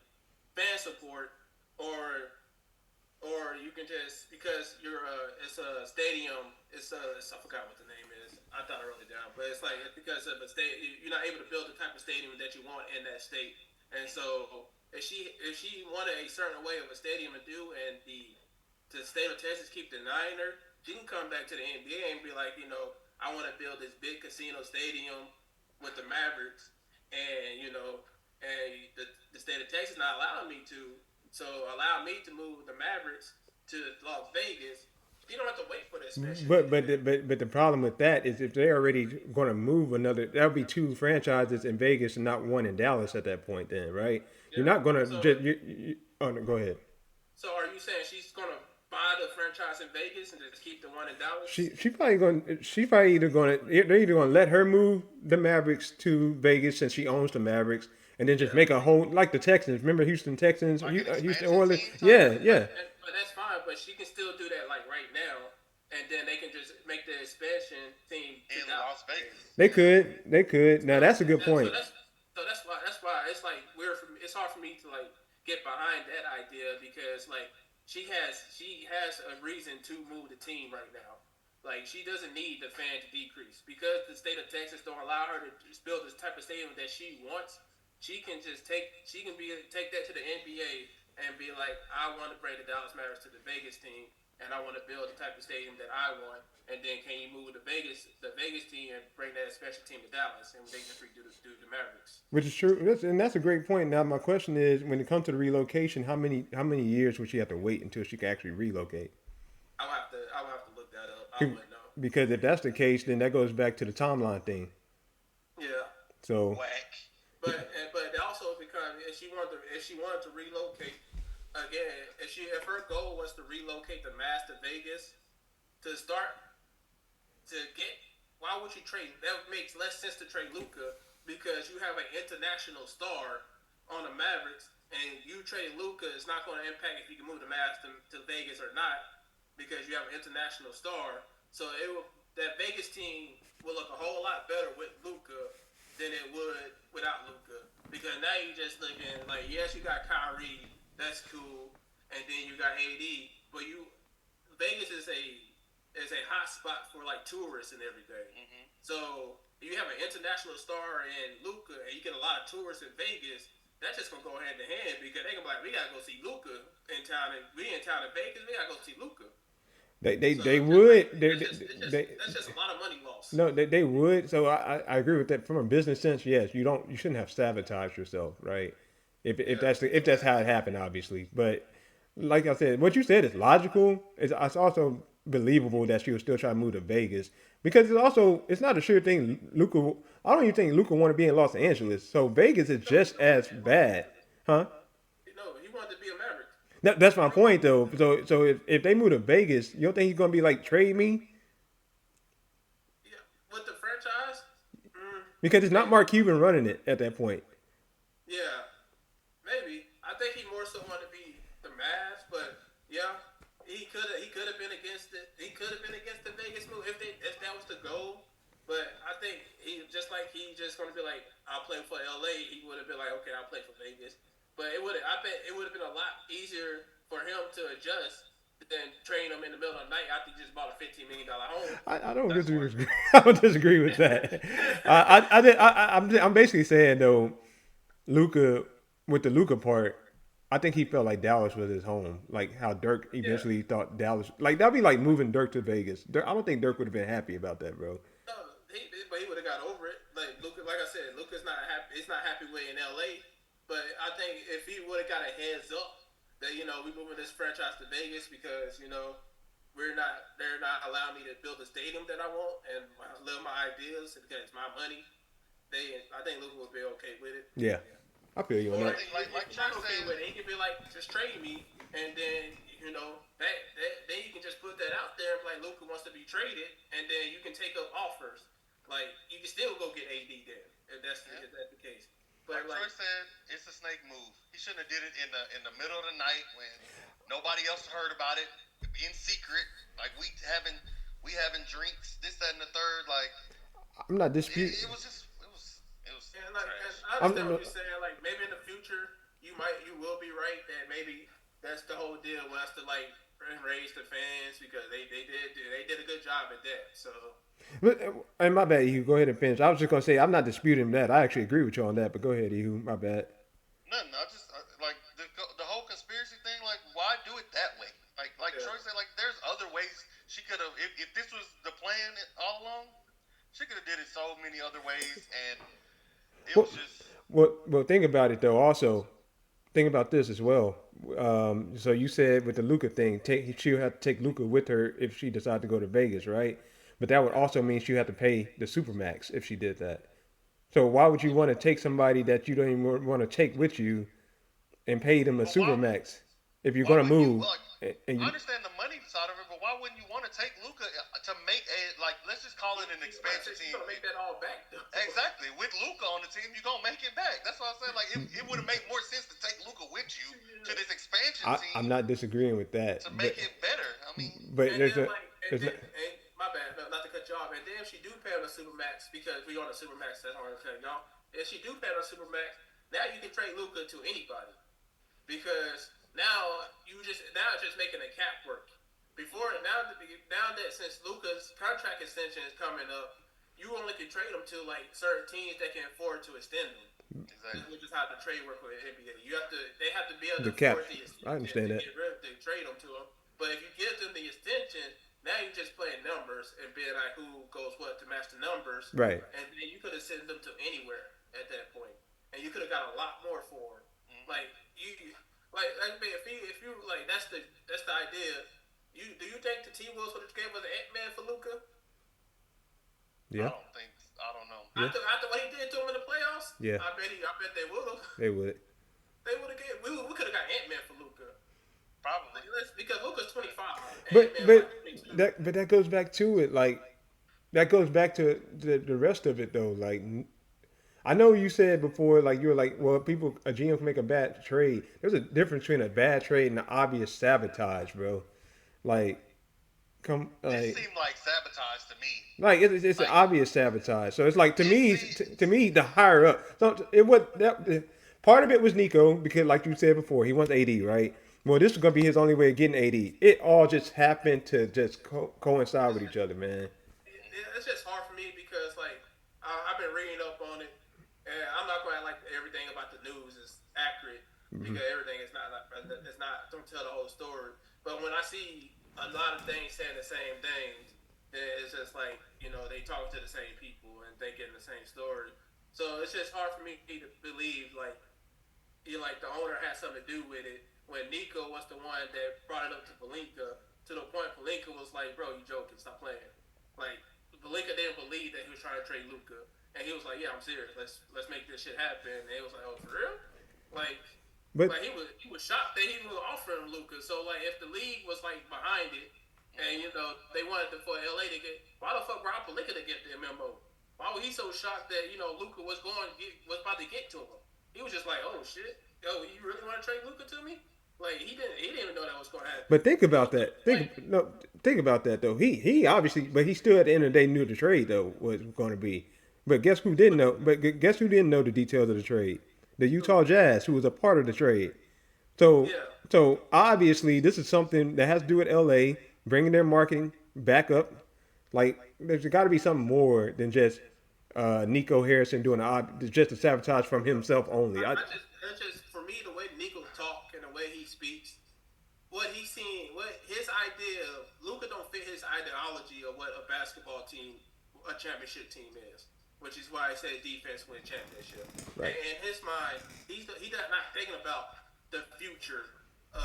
I'm just going about what he's been saying. Right. So I'm not gonna act like I know Nico, but he's not thinking about this future, the entirety of Luka's career that we have this window. In his mind, he thinks the championship window is very small, and he thinks AD will improve our defense and give us a lot better chance of winning the championship than Luka will in the entirety of his career. So he thinking about trying to win a championship in 4 years, 3 to 4 years. Which what he said. It's 3 to 4 years.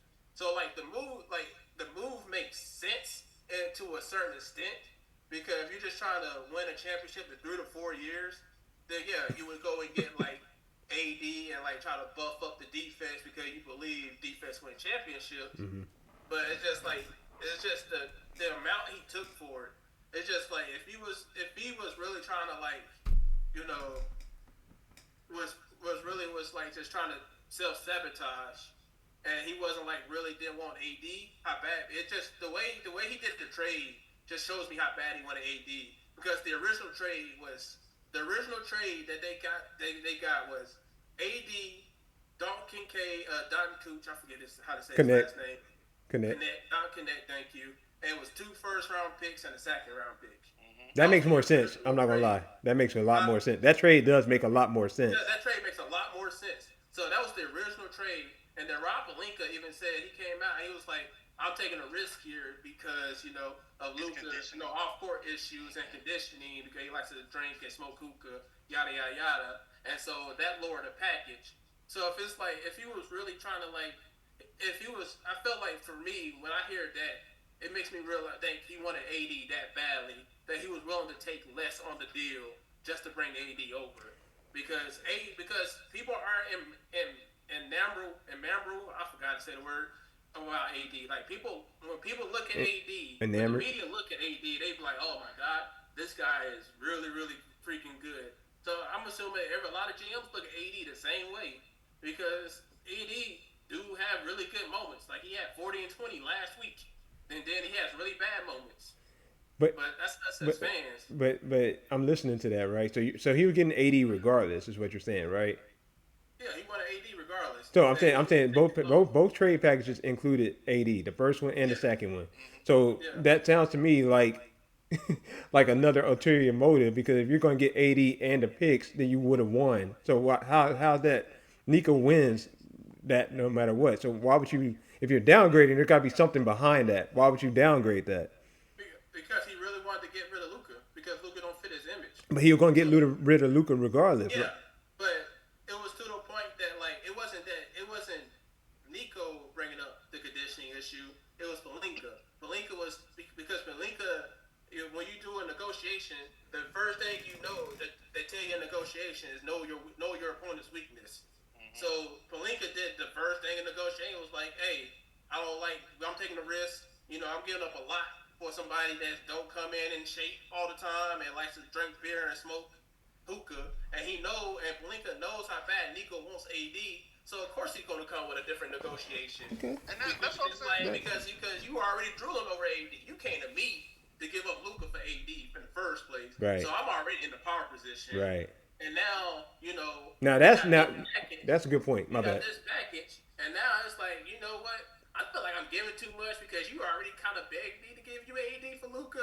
How about, I'm taking on this risk. I'm taking on this conditioning. How about we lower this package a little bit more? That way you can get what you want, and I can get what I want, and we can all be happy. But see, and that's what I'm saying. Like, there was no counter offer. Like, if Nico really wasn't just trying to ship Luka off and was really trying to get some stuff, he should have brought up AD. He's taking a risk on AD. His health. Like, that's what I'm saying. Like, it seemed like he really didn't fight to get more for Luka. Like, it's just like. No, and that goes back. He was in the power position to get Luka. No, but I understand that. So, but yeah, why go ahead. take a lesser trade? That's what I'm saying. Like, why take less if you're not empowered to make that trade? Then just keep what you got. Because he's not in the power position, he wants to get rid of Luka. That's the goal, right? He wants to get rid of Luka. He likes AD. He's seen the analytics. He likes AD. He thinks AD's going to win him a championship. So he wants AD. He approached Pelinka for AD.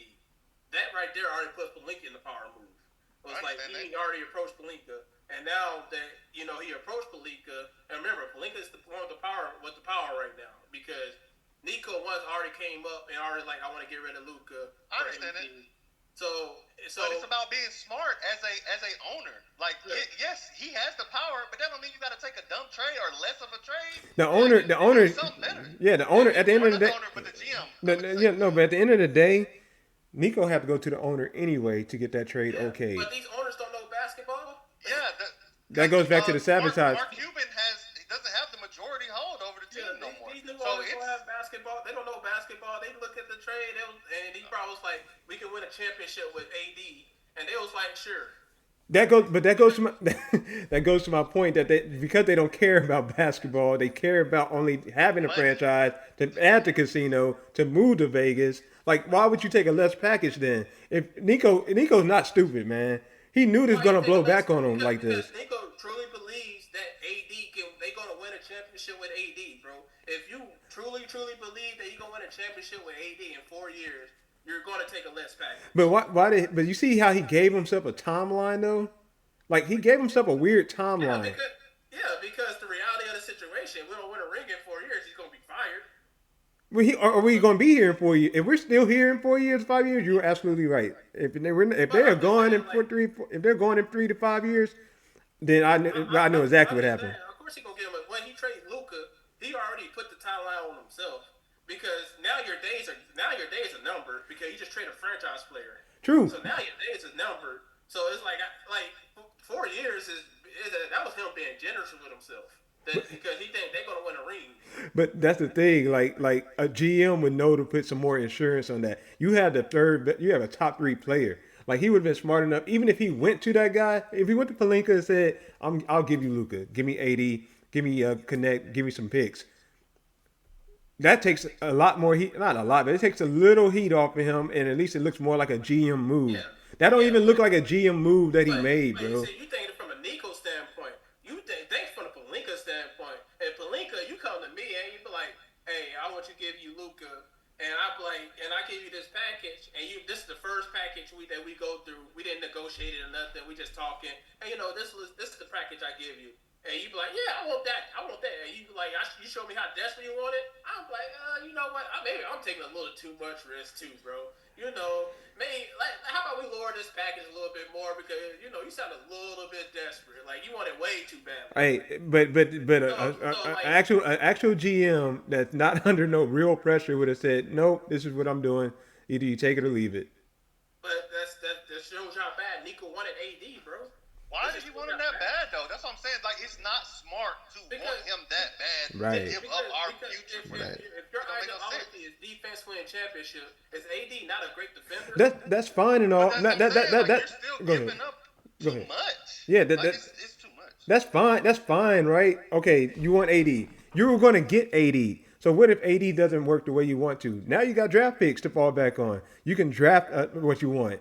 But you're not giving yourself time. That, to me, that tells me the owners gave him a timeline. See, that's why I say it differently. I think he was because I agree with defensive ratings AD get because AD is a great defender. He's top 5 defensive big man in the NBA. We're not gonna like here or there. AD issue is not defense; it's offense. So it's like, for me, I see it from Pelinka aspect. It's like if you want this that badly, if you want AD that badly, you approach me with Luka, and like that dude sounds good to me. And you're like, I'm not really losing anything in this situation. So I'm gonna lower it as much as possible until if the Dalton catch and the picks is the high, I'm gonna lower the package as much as possible until you can be like, all right, this is enough. You know, I'm gonna see what the high is, I'm gonna see what the low is, and then we're gonna meet in the middle because because I feel like I'm giving up too much. And to Nico's mind, he feel like they're gonna win a championship in 4 years. No, there's no way. There's no way a GM had. If he does, then yes, he's truly an idiot. If that's how it really would happen, yes, he is truly an idiot. Bro, like I think what it is, you think Nico's like this super intelligent guy, and yeah, he made good moves, but the majority of these people that's like rich are not that much smarter than us, bro. I'm not. It don't matter about their intellect when they have money. That's not my point. My point is that I'm basing it off the moves he made as a Mavericks GM prior to that move. I don't care about the Stephen Curry bobble, none of that. Like the moves that he made as a Mavericks GM, he was literally building around Luka. Now you can say if you want to get rid of Luka, fine, fair enough.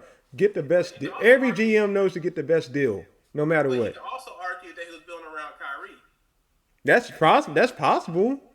So you in the reality, we can say he was building around Luka, but the reality of the situation, maybe he was already building around Kyrie, and that Luka was the final touch. Because that's not impossible. So it's just like so we can sit there and be like, that's a dumb trade, but in his mind, he think he made a winning move right now because that's all he cares about is now, and maybe. If he knew Kyrie that much, he would know.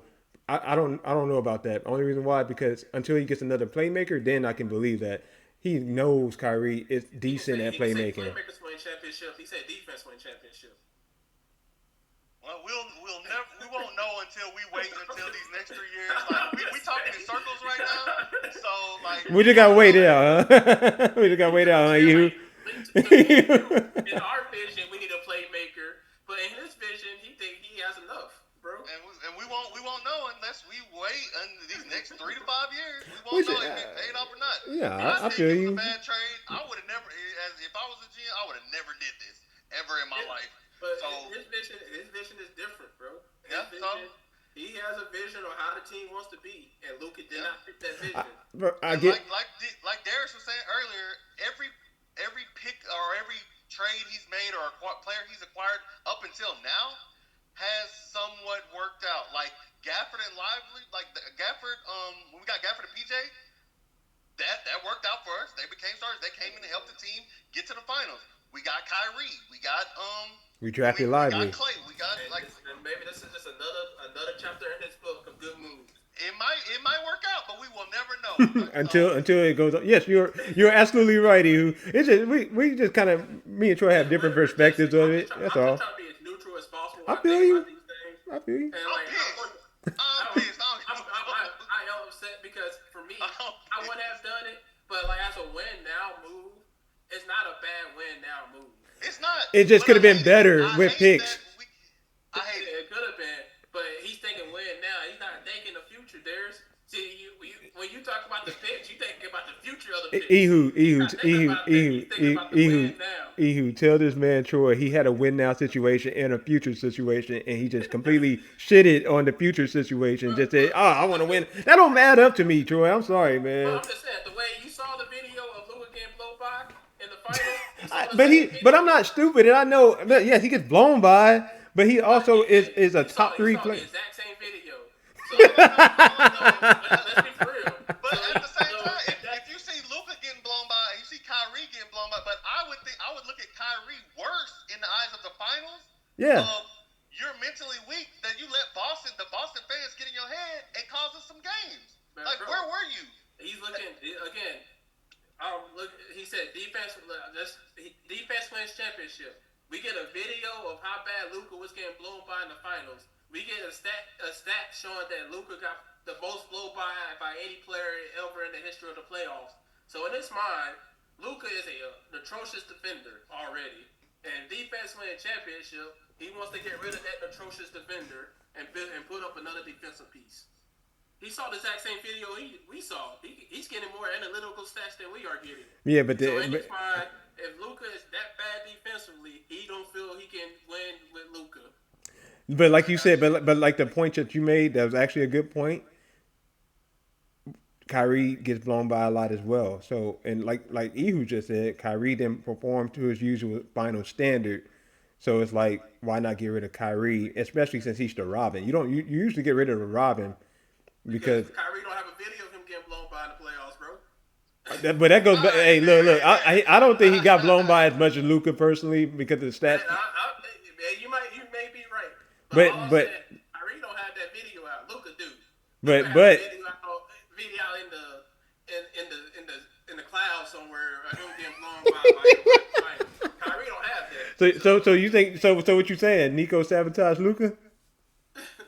No, Nico is in a win now moment, and he think AD gives us the best chance to win a championship right now.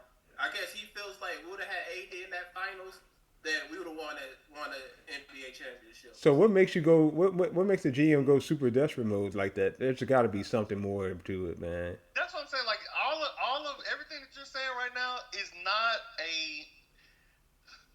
I don't care how win now you are. You don't give away your future for. It just don't make sense. It doesn't make sense to me. I don't care. There's nothing. I don't know. If your vision is short term, it does make sense, bro. But his vision is short term. But wait. Why is he so short term? Why is he so short term? That's the. How does he know? How does he know he's not going to last after his contract here? How does he know he's not going to the finals last year? Right, exactly. So it's like, what is this desperation? Like we just got there. So I don't understand. That's why I said it don't make sense to me. That's the only reason why. I'm just saying, he looking at the record. We looking at the record. Okay, you say he's not desperate. You say because he's desperate, but you also have to look at the whole entire situation too. I'm not gonna say that the owner didn't have anything to push him on the timeline. Yeah. But the reality of the situation, that the person that was isolating Luka was Nico. Nico was the one that got rid of Luka's. Nico was the one that traded away all Luka's friends. He's the one that isolated Luka the whole entire time he's also the one that when Michael Finley went to go grab Luka's beer, that was Nico's doing. Nico was the one that's frustrated with Luka's conditioning. He's frustrated that Luka likes to go drink a beer. So so the reality of the situation, he's like tired of babysitting Luka in his mind. He wants a legit star. That's a good point. So it's not like he's just trading away, a good soldier. He traded away somebody that didn't fit his mold as a superstar as well. I got you. No, but don't fit his motto. Right. No, and so I do agree with that, but that goes to me saying that's why it kind of fits still that the owner empowers him basically to do this. He would have never been able to do this with Mark Cuban. But at the same time, matter. You said the owners don't really care. So if they come with the offer, they don't really know basketball. They can be like, yeah, whatever, bro. Do what you got to do. Yeah, you got 3 to 5 years. Do it now. Like that's what it is. They just don't care. They like they probably go into conversation. If you don't know basketball, like we know basketball, and somebody came to you and be like, I want to trade Luka Doncic because we can get Anthony Davis and we can win a championship this year or next year, you would do it because you don't know basketball. You would do it. And it's not like they go around owning teams. It's not like they like this most experienced owner that we ever seen. This is literally their first time owning a team, bro. So you don't think they have other people but besides going to Nico Harrison to say, what do you think about this? You don't think they have that? So supposedly Nico was the only one that knew until the offer was done, and then he went to the offer to the owner, and the owner gave him the go ahead.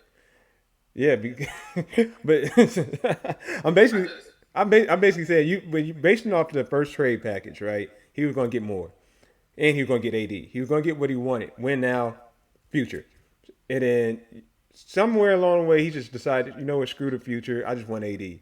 But to me, it's like if that's the case, that something was already in his head to have done that. It's almost like he was saying, well, the owners are going to sell in about 3 to 5 years anyway. Might as well do this now. Yeah, and it could be right, but you're not taking in Rob Pelinka's negotiation tactic either. So it's just like you act like it's just like he just like this is 2K, and you just like, you know what, I'm gonna go and do Trade Finder. No, I didn't say that. Like it's two human beings having a conversation and negotiating what's the best package for their team. And Rob Pelinka felt like they didn't want to give up that much for Luka because you're more desperate for AD than I am for Luka, and that why should I give up more when you approach me with AD? It's like it's not like I pick up your phone and be like, hey, what you want for Luka? No, Right. you picked up the phone and you call me and be like, can I get AD for Luka? I feel So you. I'm in an entirely different position. Why would I give up my future for you and you call me? Yeah, we got you. Like I said, we'll never know until we wait. So like I said, we talking in circles at this point. So like I said, He was just said wrap it up. No, I'm just saying we done said the same thing a few times. I'm just saying we gotta wait. The only thing we can see is if it pays off in the future. It's because it still hurts though, man. It's like we're trying to. It's like I'm trying to piece it together personally, like because it's just. To me, it makes sense, but to me, it's dumb because I wouldn't trade a generational offensive player for AD. Yeah, for AD. I wouldn't trade it. He's supposed to be a number one option the entirety of his career and never was. So yeah, 100%. That's all I'm saying. Like it just don't make sense. Yeah, it's not. It does. It does make if he values defense that much, and it makes sense to get AD. It's a career. It's If suicide. he values defense that much, he wouldn't have gotten rid of some of our defensive players for Kyrie and Clay and all of that. Like we wouldn't have went and got these scorers, these shooters. But maybe maybe he watched the finals just like we watched the final. And he fell in love with the Celtics defense. Well, the Celtics had a great defense last year. They had a good defense, but they still killed us on it with their offense. No, we held them to the lowest scoring average in the entire playoffs. Really, after they was hitting threes on us like that, and they got up by 30 every game. They was up by 30 every game, but we held them to their lowest scoring 3-point percentage, field goal percentage, points per game, all that shit. Jason Tatum wasn't really on, so that makes sense. I understand our defense wasn't good in the finals because we were leaving people wide open in the corner. Yeah. White was killing us, hitting threes. That's what he do. That wasn't even their best player. That was like their fifth best player. So it's like I understand that he wanted to add some defense, but you're giving up too much to add some defense, bro. We could have went and got Kessler or somebody else. Like I said, he got the video too, bro. Somebody tweeted to him, never forget, Luka get blown by whoever in the finals. I have one more thing to say. You know how we were talking about he got rid of like Luka's people? Yeah. Somebody like Mark Cuban didn't peep that? You said what? Somebody like Mark Cuban didn't possibly peep that? But it also could be why Mark Cuban stepped away from making basketball decisions. Mm-hmm. But it's because Mark Cuban probably did went up to Nico and was like, hey, why you keep getting rid of Luka's people? Exactly. Don't forget, like Mark Cuban haven't made any basketball decisions for the Mavs for the last 2 or 3 years. 2 years, yeah. The last 2 years he hadn't. So, the owner probably told Mark Cuban to step back and let Nico work because obviously Nico and the owner have a good relationship. Mm-hmm. So, but I'm pretty sure Mark Cuban probably went up to Nico like, bro, why you like isolating this guy? My bad. ET's pissed off because his parlay fell through. I'm with you. ET parlay fell through. But no, I mean, like I don't. I understand your point, Troy. Just to be fair, I'm just putting my point out there. You could be right, bro. But it's just right now, since there's not really much info to back that information, other than him making a dumb decision. Sometimes you just gotta rely. He just made a dumb decision until it becomes real. To wait it out. NBA maybe somebody investigate the NBA. So. one more last thing. What if the NBA is behind it? See? All I know is right now at this point, at the trade, we are 11th in the West. The Lakers are 5th in the West. So, if we don't turn stuff around right now, because if you think about it, this is around the time we got Washington and Gafford, like right before the trade deadline. We got those two pieces, and we went to the finals. So there was rough we still times. got time. There was rough times though. Losing to the 76ers. So. It wasn't. Well, AD didn't play. AD didn't play this game. Christie played, but AD still, I think he's nursing an abdominal or injury or something like that. He should be back Thursday. He should have been. I think Embiid's back though. I think you might be right. Yeah, because I think, like I said, we right. Joel Embiid back. Hey, but Christie supposed to be a good defender, but Tyree Maxey had 33, so. And we only lost by 2, so I mean. Look, Troy, we don't know if he was a primary defender. Don't do that yet. Don't do it yet. I'm just saying, defense win championship. They got 20. Oh man. They got 33 and 13 assists from Tyree Maxey, so it's like I don't know. Appreciate it, ET. ET said Embiid played, which I think that's all I know. We got 20, appreciate 29, ET. 11, 10. So, man, when is the WNBA draft? When does that happen? Draft, man, we getting Paige out here, man. That's what I'm saying. I'm saying when does the draft happen? I don't know. I'm about to go support the Wings. I don't know. Hey, one more thing though about the WNBA. Do y'all see all the help Caitlin Clark about to get, man? You see all them trades? They stacking her team. That GM is doing what they supposed to. Don't show let Nico make decisions because Caitlin Clark be known. Hey, if he see Caitlin Clark defense, he gonna be like, yeah, she out of here. Hey, you. Hey, out of here. Cut it out. Caitlin Clark from Brittany Griner. Bro, what? I'm mad that's the equivalent. I'm mad that's really the equivalent, That's though. literally the trade right there, bro. That's crazy. I'm dead. That's crazy. But hey, man, we got it out of our system. It's still gonna hurt for a while. We're always gonna have a Mavs talk, every podcast. So come tune in, come talk with us, tell us your thoughts as well. We looking at y'all thoughts, so we know what y'all thinking when y'all put it down, and we gonna respond back. So that was a good chat, fellas. Y'all got anything else for today? Nah, man. Hey, you already know what to do, man. All right, man. Appreciate y'all coming to hang out with us on the live. Appreciate all the comments. Y'all give us a like, a subscribe, a follow, share the video. We love all the support. We appreciate it. There wouldn't be no us without y'all. So y'all stay cool out there, and I hope y'all ain't as hurt as I am about this trade. But we'll holler at y'all. Recording stop.